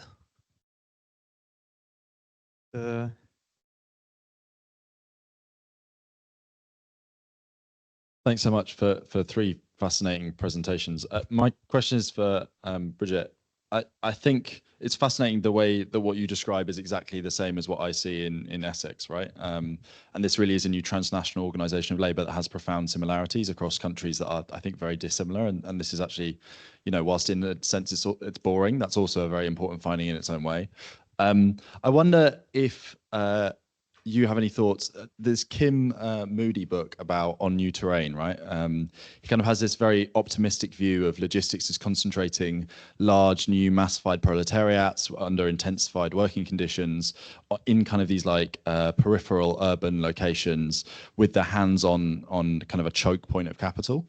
And I wonder if you see that kind of development as being something that's reflected in your work, and if there are kind of interesting political conclusions that could come out of that about the organization.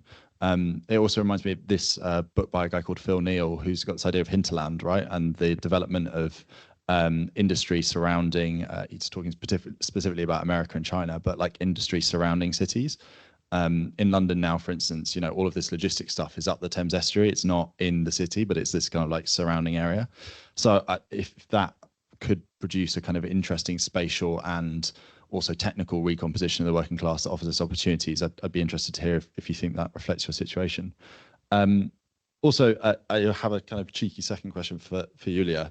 I wonder if part of the challenge of how we think about public sociology is, I don't view myself as doing research with trade unions, right? I view myself as doing research with workers, and I think these are quite analytically distinct.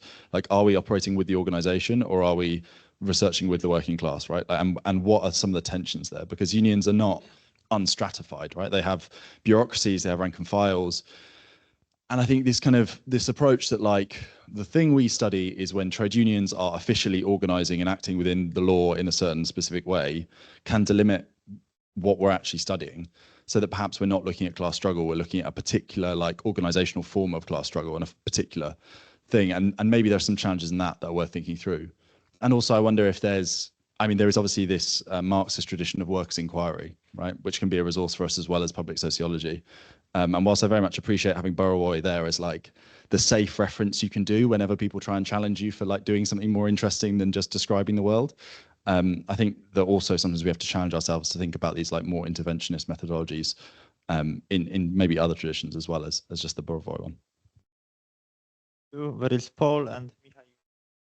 Hi, thank you. Thank everybody. Really enjoyed that.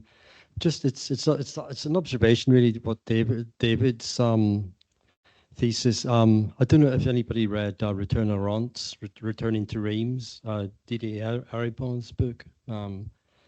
Who's brought up in a communist brought up in a communist household in France, the north of France.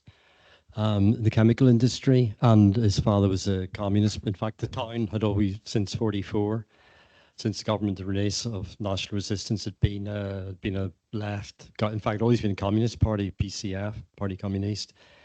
And there's a bit in the book where he talks about the whole thing about the attitude towards these LGBT activists still, about the attitude in the family, and also but he had to hide his identity.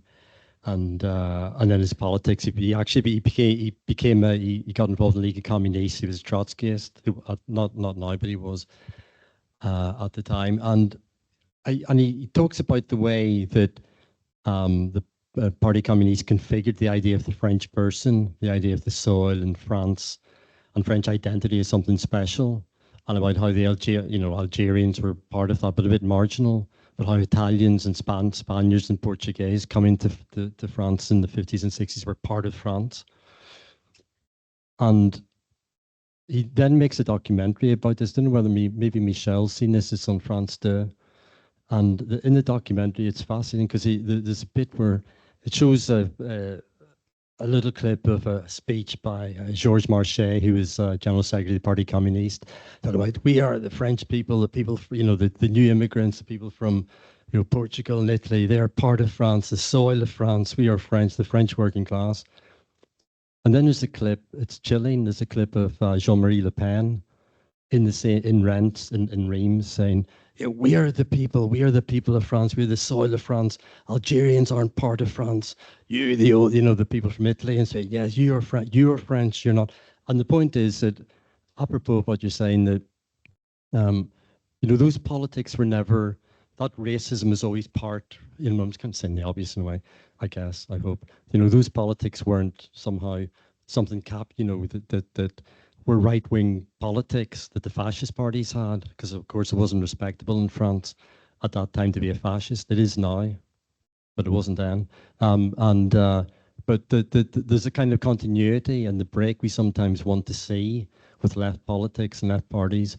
That kind of fascism is there. Those right-wing politics, that racism is part of bourgeois culture, part of capitalist culture.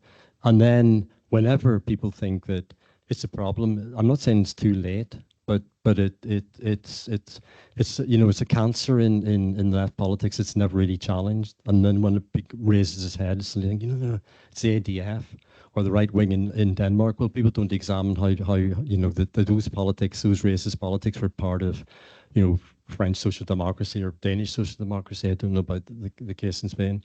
It's just an observation that sometimes we want to draw these lines and between the parties and the politics, and actually those kind of cultural nativist politics have always been part of the left, unfortunately. They're still part of that, and actually part of Mélenchon's politics as well, I should say. So we did vote for him in the European elections, but that's another issue. Thank you. Just to have the last non-academic units in the audience.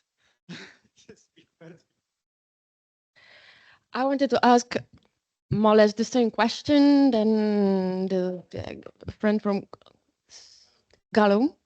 Yeah, but I just wanted to add something because you mentioned London. I work in London in those 4 zones with warehouses which storage food, and that's why I have the question to Bridget, because we have like these 2 tendencies. Like in London, it's still like full of warehouses and production sites, but still they are close to houses, the shops. So people just leave warehouses. They can go for a beer. So basically, like workers can hang out. They can discuss working condition. They can go for the beer. Whereas like here, I suppose it looks right now more like in Poland that you have those industrial parks, but there's no infrastructure around. It's on a desert. So then there's nothing.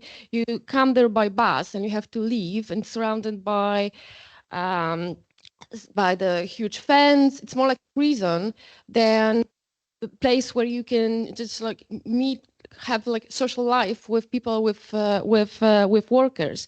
And then it's quite problematic for us because it's really affect our possibilities of organizing. I mean, like in such a situation, like workers are invisible. We are not in cities anymore. Like before, in Poland at least, during communist regime, we had factories which were very close to cities, which are inside the cities. So where in 56, workers from Cegielski organized a strike, they went to the city and the whole city took part in it. Now it's so far away from cities that you cannot do that. And then again, there's no infrastructure to spend some time with workers, and your time is really the buses, basically, how they come and go. They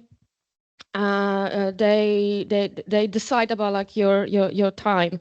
And the last thing, there is this, it's, well, from ecological perspective, like probably people may say like we don't want to live close to factories, so we don't want them in the cities. But then again, we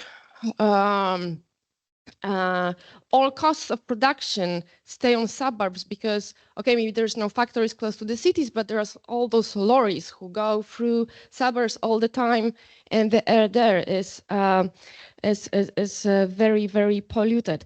But yeah, so I just wanted to ask, what do you also have? Yeah, what's your perspective, and what do you think about, like, is it the same there, that like workers are throughout from cities to suburbs? But thanks for your presentations, and in the last comment, it's very, very obvious for all of us, but it's still very interesting whenever I hear something about logistics and work, how the global capital connect us, because working conditions are so similar around the world right now. Magda, Michał.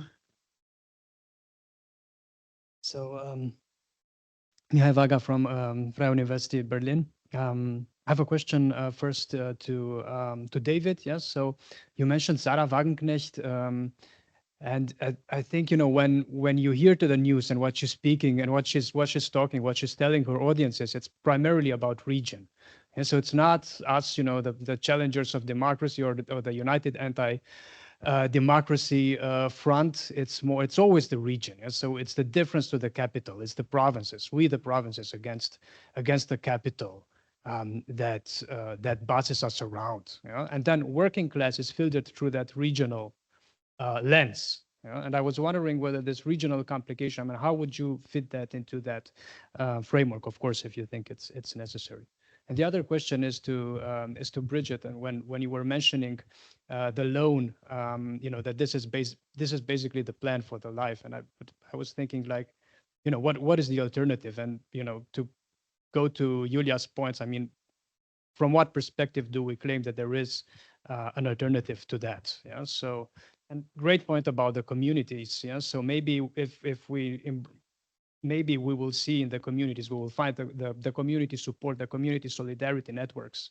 You know, so maybe in their communities, the people are too scattered. Also, knowing this from Berlin, it's the same, you know, so you bus people to this nice Tesla factories, but then when you bring them back, even though they are scattered throughout the city, but they're still in working class neighborhoods. They're too scattered for the reach of trade unions. But these are working class neighborhoods, and there are community organizations, not necessarily with a left-wing agenda. It can be anything from religious groups and so on. But they do provide, I think, you know, a broader, more encompassing perspective than just, you know, the banks, the clients, the future clients of the banks, if getting the right jobs. Yeah. I take one more.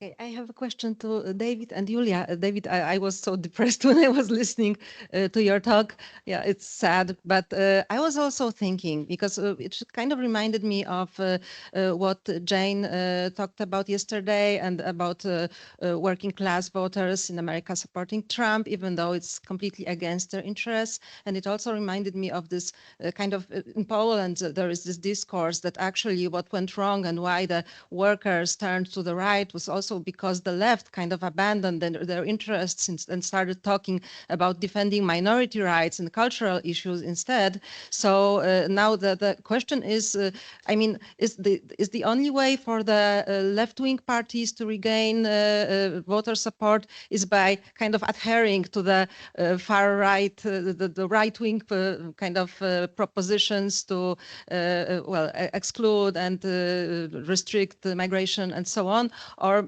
kind of like return to this traditional like offers to working class people, something that they can find beneficial for themselves? And would it be some kind of a solution? What do you think about this?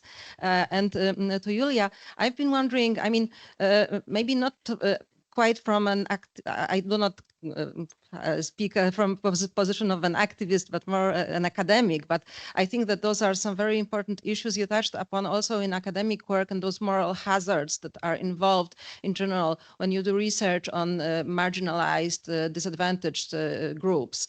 And this is also something we have come across when I was a member of this ethical committee at our faculty, that people may have some unrealistic expectations that the academic is actually somebody who can help and forward their cause in a way.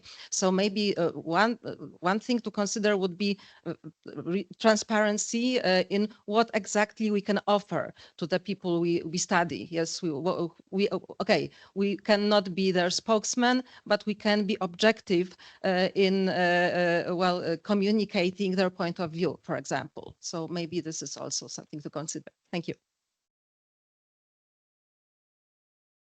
The last moment to speak. At least in the audience. Yeah, sorry.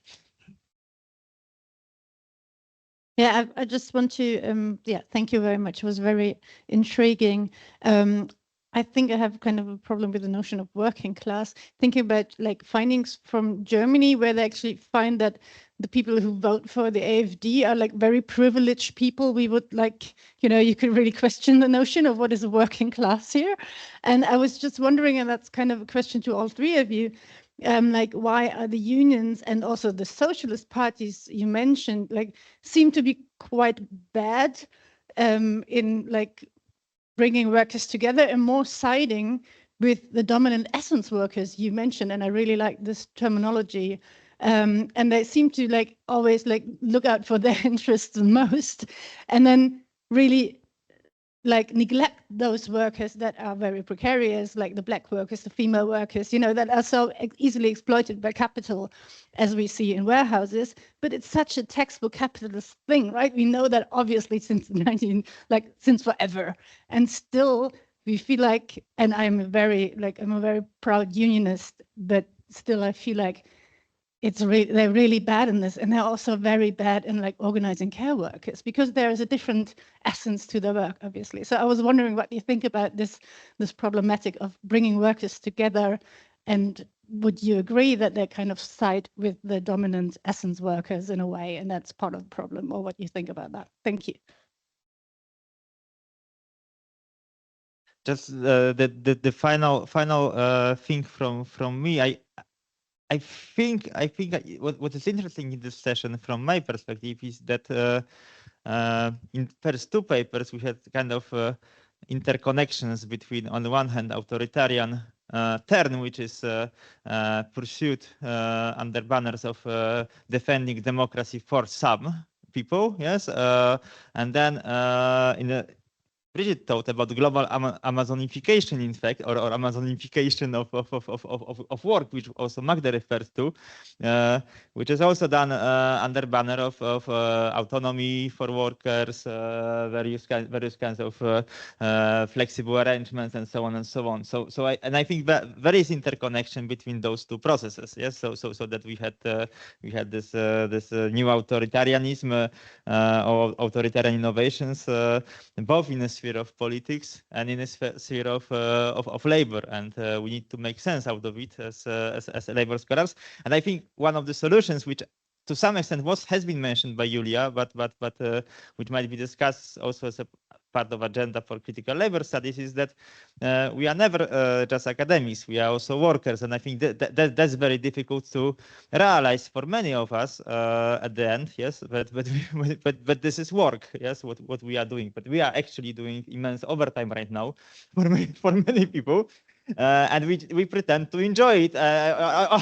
So this is really something which happens right now, right here. Yes. So and how to make sense out of it. Also in relation to people with whom we speak, who are speaking to us about their overtime, their intensification of work, and so on and so on. Of course, we are in many ways privileged. There's no doubt about it. But some of the processes affect both of those worlds, and this can be a way of bridging them. Okay, I stay silent. Try to use this one.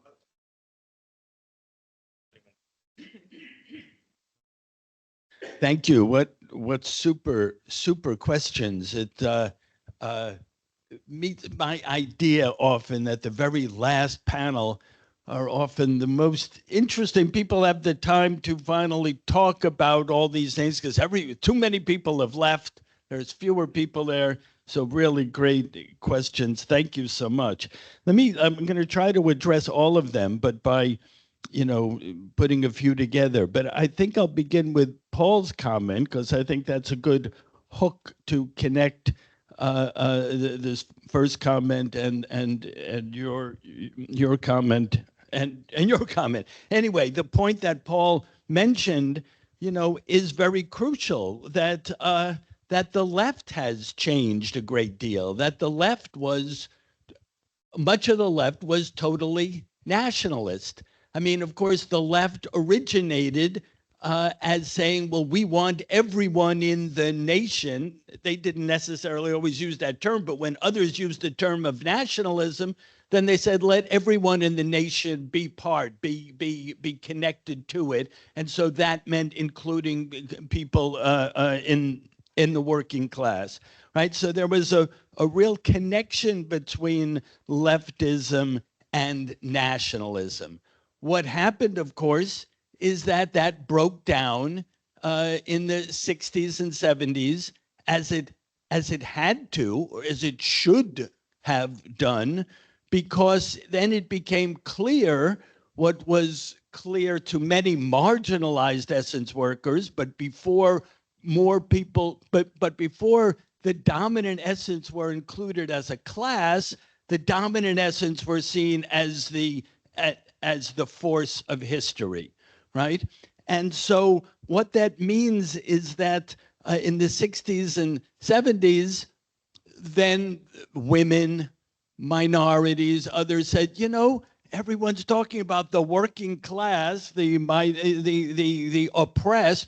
We're sort of part of that, but somehow they never get around to talking to our issues, right? So there became that necessary change. So just like you said, Paul, you're right that it used to be, on the right. Now it's okay to be a fascist. That's exactly correct. On the left, it's no longer okay to be a nationalist, right? When it was okay. And that does, unfortunately, present a problem, right? It presents a problem. And partly we're in a period, an epoch in which that transformation of nationalism not being allowed on the left, and of course then it gets strong with the so-called cancel culture, any comment can rule you out, which, I don't think happens really on such a wide scale, but, it's a popular hook for the right to catch on to, but it is true that that it poses a problem, but we're still, there are a couple of different generations who are processing this now. In some sense, it's even a little easier in the United States to deal with this. I remember, when I was just starting out thinking about things and would be, traveling in Europe. And I remember as an American being attacked by, attacked not physically, but oh, you're an American, and that's the most racist, terrible country and all that, which, I could nod my head at. And also those say that, you haven't had to deal with those yet. But, it was already evident from the 1970s when all the immigrants were coming. And of course, posed no problem when the economy was growing for all, but then it became, oh, well, Europe will have to deal with its marginalized essence workers, right? Marginalized, not they're marginal, but they're marginalized by the, dominant essence. And so, in America, there's a little more thinking in that direction. I noticed Le Pen has tried to do that too. She's no longer claims to be as anti-Islamic as her father, right? And as some of them, and they have a couple of Islamic spokesmen, just like Trump plays this game of being, racist, openly racist, and then the next day, because he's He's marvelously inconsistent, right? That's a unfortunately asset, right? Then the next day embracing all of them. Now, how is it connected? I think this was a really interesting question that you brought up, of the demos. I think, though, that when I heard that there's an original demos, I went back to, that's why I began by commenting on Paul's piece. Yes, for a long time, the left understood that there's a demos, that's us, but the dirty little secret of that demos has been unmasked, right? That it's not a demos of all of us, that it highlights particular groups, And so the challenge is to bring that together. Nancy Fraser, the political theorist, theorizes this very well, is on the left, there's a problem of redistribution and recognition. Right, that the left was always about distribution issues, and then in the 60s and 70s, correctly and necessarily, the questions of recognition, which for me is, bringing in those marginalized essence. So I don't think that the left is, doomed to go back to nationalism. It can't. And so it does pose real problems for the left. I mean, I take often that position that many leftists have had historically, that in the short term, I'm pessimistic, but in the long term, I don't, see the right as resolving the problems that they're able to use. But unfortunately, this radical right, I mean, I call it a red pill right, because the point is I use that acronym that they use, to show similarities between classic fascism and so-called right-wing populism, and because I use it as an initial red pill.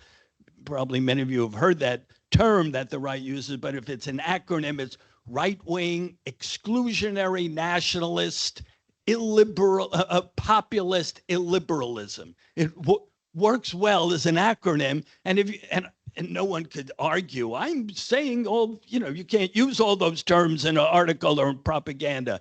Red pill, you can, and it just so happens that if you take all of those aspects, that defines the fascist right, and it defines the contemporary right, because the innovation of fascism was they were the first ones on the right who say we are for the people too. If you wanted the masses to participate in politics before the 1920s, you were a leftist. You had no choice, right? And then the innovation of fascism, we're the scum of the earth too. We hate the elites as well, right? But we're right-wingers, and we hate you for not crushing the leftists like we would crush them. You're too nice, And today, that kind of right-wing politics, the red pill politics today, doesn't have that same violence because we live in a different society, right? It wouldn't benefit you so much, So I think I'm missing things, that you said, because I also understood, right, something about, a direct democracy idea, but. Anyway, we could talk more. I come back to the demos piece. And finally, this point, Michali, who is left, but that happens, in the last session, this regional aspect. I mean, yes, well, Wagenknecht, we know, is stronger in the East. I think she's from the East as well. Now I'm escaping. Yeah, she is. And of course, we see similar developments in America, appealing in the old working class states, Pennsylvania and Michigan, which have, been nonstop. It was Ohio too, but Ohio, So I mean, they all have a regional element as well. Of course, in other areas of America, North Carolina, it's largely about race. But of course, the interesting tweak that the red pill right today is able to do is, like in North Carolina, they took right? There's this black guy running for governor, right, who has called himself, you know, I'm a black fascist, right? And everything that he represents seems to represent this fascism. And of course, then the right can use him to say, look how we're not racist, right? You know, because we have one of our own, you know. And of course, you know, that development is played out in Israel-Palestinian politics, which I won't go into at this last point. Okay, thank you. No, Bridget. Okay. Okay, I'll try to be quick. Those are great questions. To start with Callum's question about Kim Moody, in some ways, I think a conjunctural approach is counter to the kind of labor sociology that Kim Moody is presenting. That doesn't mean I'm against it. I think it can be very helpful strategically, right? A kind of condensation in a way of, you know, the kind of logic of what shifting, you know, capital accumulation looks like, right? You know, but part of the point at which I was trying to suggest, and part of the point at which I think a conjunctural analysis offers, is why don't then we get more choke point politics, right?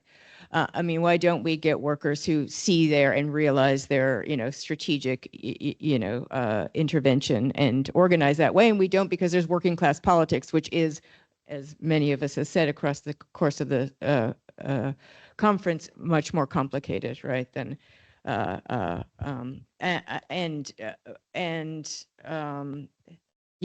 and I think Hall would call us to do precisely those kind of concrete analyses that are part of conjunctural analysis.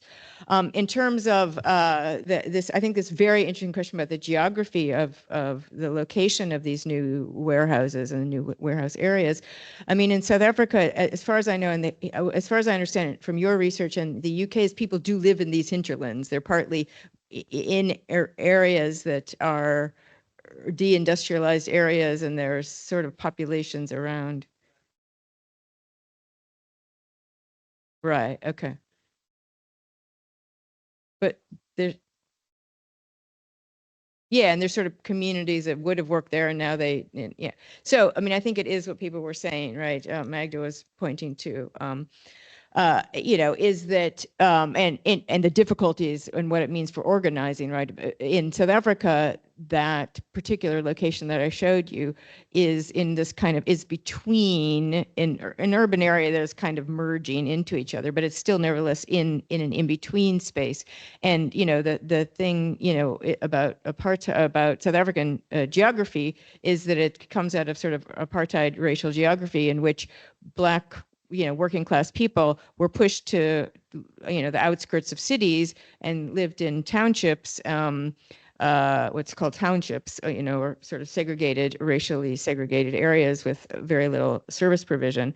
And now, you know, since the 1980s, there's the expansion of informal settlements as well. So, you know, the alternative to alone is not a frequent thing for the working class. You would live in an informal settlement, or you would try to get a government, you know, house. These are what are still called RDP houses, which are really small houses. You would live in a backyard shack of somebody, you know, renting a backyard shack, etc. So I think the spatial relation of these particular workers is they would have been already outside of where work was, and they would have traveled far. It's called public transport, but it's not actually public, it's private. It's called combi taxis, but basically a van that is more flexible than what the prior system of trains or public subsidized buses were. It ends up being very expensive. And so now what there would be is new routes for those workers to get to these workplaces, but it's not like it makes me think of Maurizio Etzeni's work on Mercado Libre, you know, where he's, you know, workers are being picked up and taken by a company bus to the endpoints of public, you know, where they get on, I don't know what they get on, but like, let's say the subway or whatever. and workers come from the same working class neighborhoods, and know each other there, and are on a bus together. So that isn't what's happening. People are taking these, vans, let's say, to get to work, and they're working in these big areas, and then they're going into lots, and particularly because they're in peri-urban areas, they might stay in a whole bunch of different townships around. They won't necessarily come back to the same thing. So I think that is raising exactly those kinds of questions about, connecting to them. Having said that, of course, this South African tradition of organizing was to organize in townships already. Unionists knew that. They moved around. They knew that people were spread out. They couldn't organize immediately in the workplace. This is, in the 70s. So that in and of itself, this has been the huge, and this goes to the question about why, what's going on with unions. That's a long story, but here the key thing is that these are mostly Black South African workers, migrant workers. There is some what's called xenophobia against South African workers, which really means Afrophobia, of a kind of attacks against other Africans, but not in these workplaces are mostly, you see those, that's a slightly different dynamic. Some of that does come into the filter into the unions, the kind of the unions that exist now that came out of the independent trade union movement of the 1970s and 1980s. Always had a very clear sense of, an injury to one is an injury to all, a very clear sense of organizing across those boundaries, partly because the apartheid state tried to divide by ethnic boundary and, this kind of division. So that's a huge, if there's any movement into the union movement by some of this discourse, and there is, and it's, variously articulated by the political parties, instrumentally articulated by the political parties. It's a huge loss for the union. It's a major impact on the union movement. But COSATU, which is the federation in alliance with the ANC, and NUMSA broke away from COSATU and is in a different federation.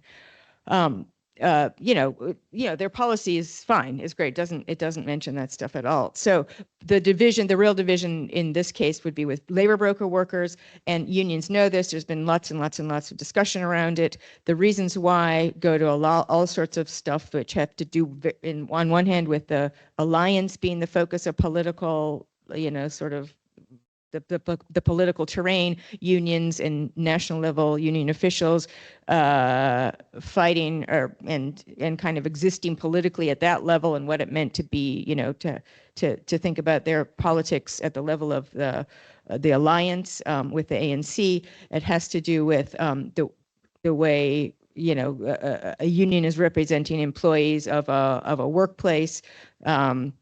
Labor broker workers can join a union, but not of the employer, of the temporary employment service.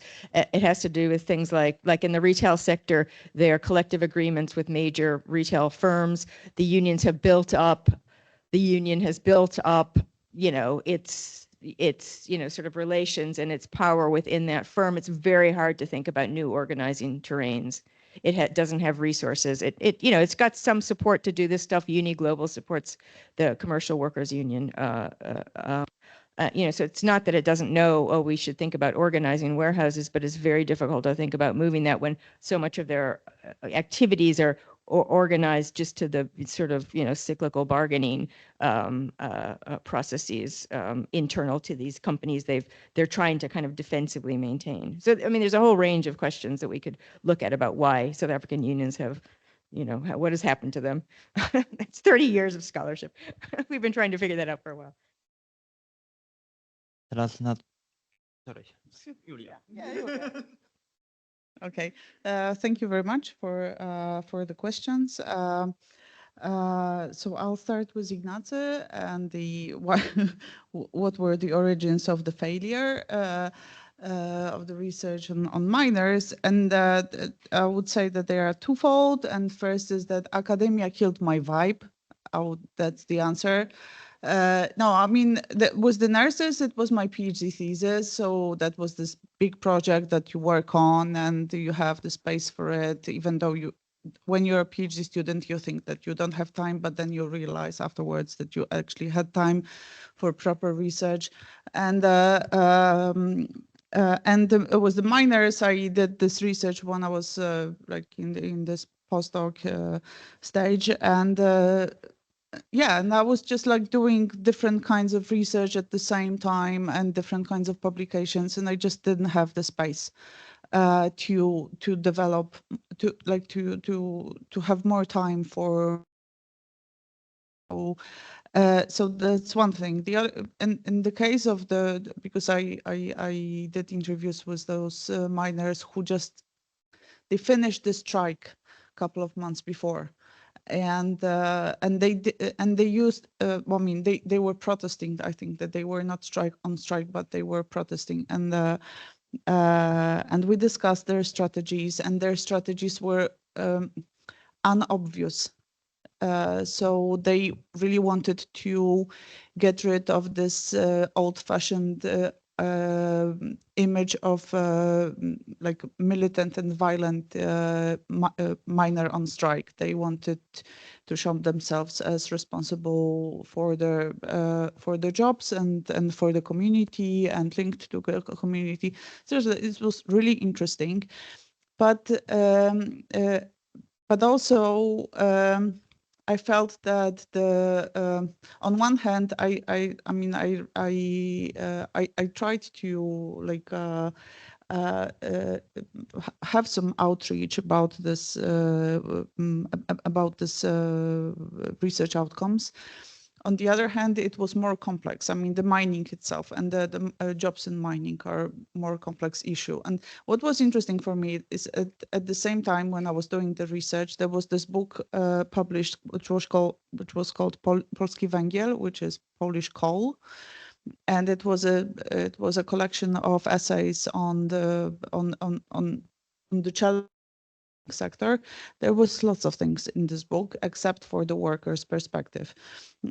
So I thought that there is a space for it to talk about the very complex perspective of people who work in mining, but I couldn't find a space for it in my and I have to say it that I consider it this as a kind of a failure for me in this profile of research that I tried to do.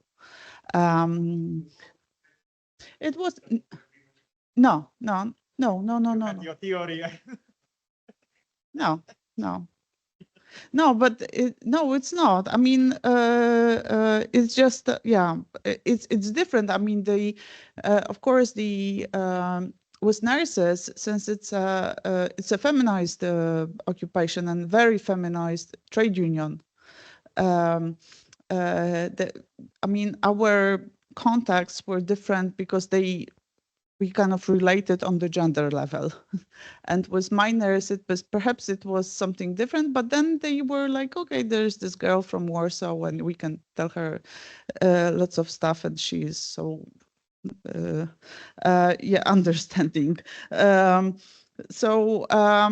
Yeah, but it was not that we didn't agree on some things, and because they had, I mean, the more I listened to them, the more I saw that they what they are saying is very profound, it's very complex, it's very nuanced, it's worth listening to.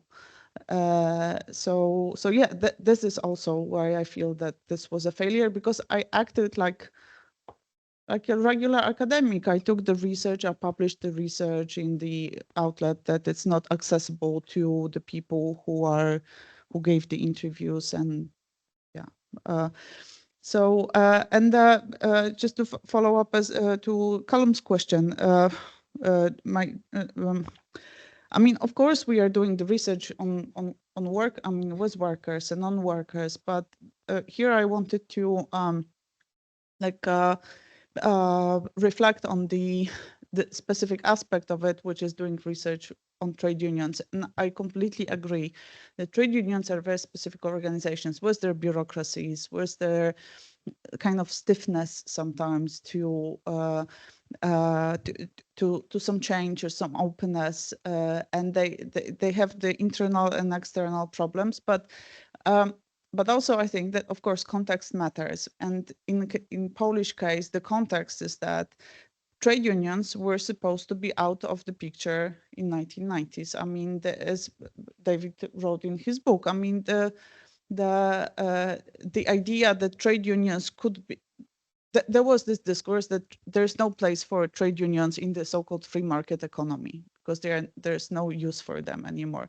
So that's kind of like doing research with trade unions and some kind of collaboration with trade unions is something more than just the research. It's more like also kind of a political activity, and if political activity, political action. So, and or some kind of responsibility. I don't know. Everything here is up to debate. But it is yeah. And just also just to the question why trade unions are siding with the ones that are easier to organize, basically.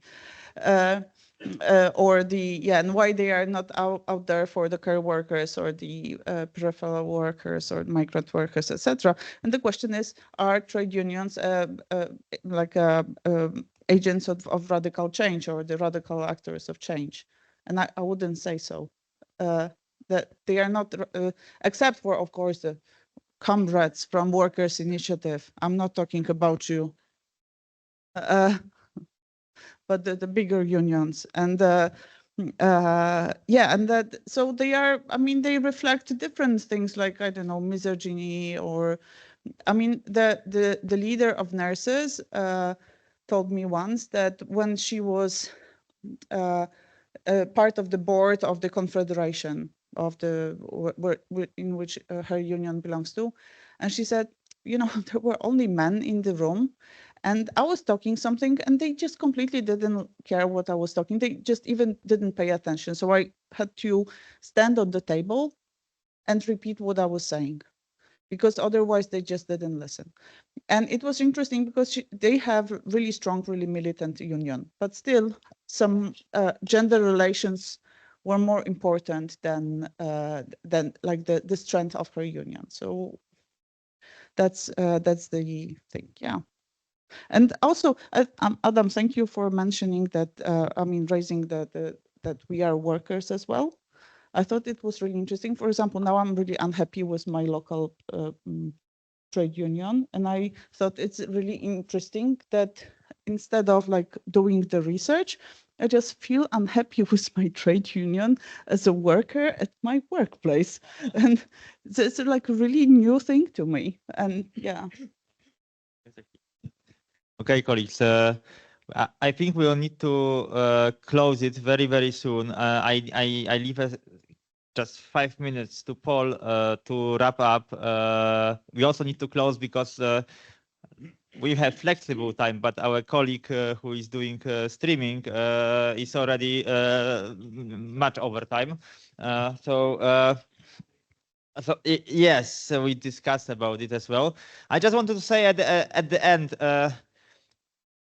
I might have miscalculated it in our favor, but I think according to my calculations, we had 140 people at this conference from 29 foreign academic institutions, 11 Polish institutions, couple of dozen, so over 10, sorry, over 10 various organizations which were representing unions, NGOs, other organizations. We have really very broad range of countries represented here, and I think it was really a success. So I would like really to thank you for being with us till the very end.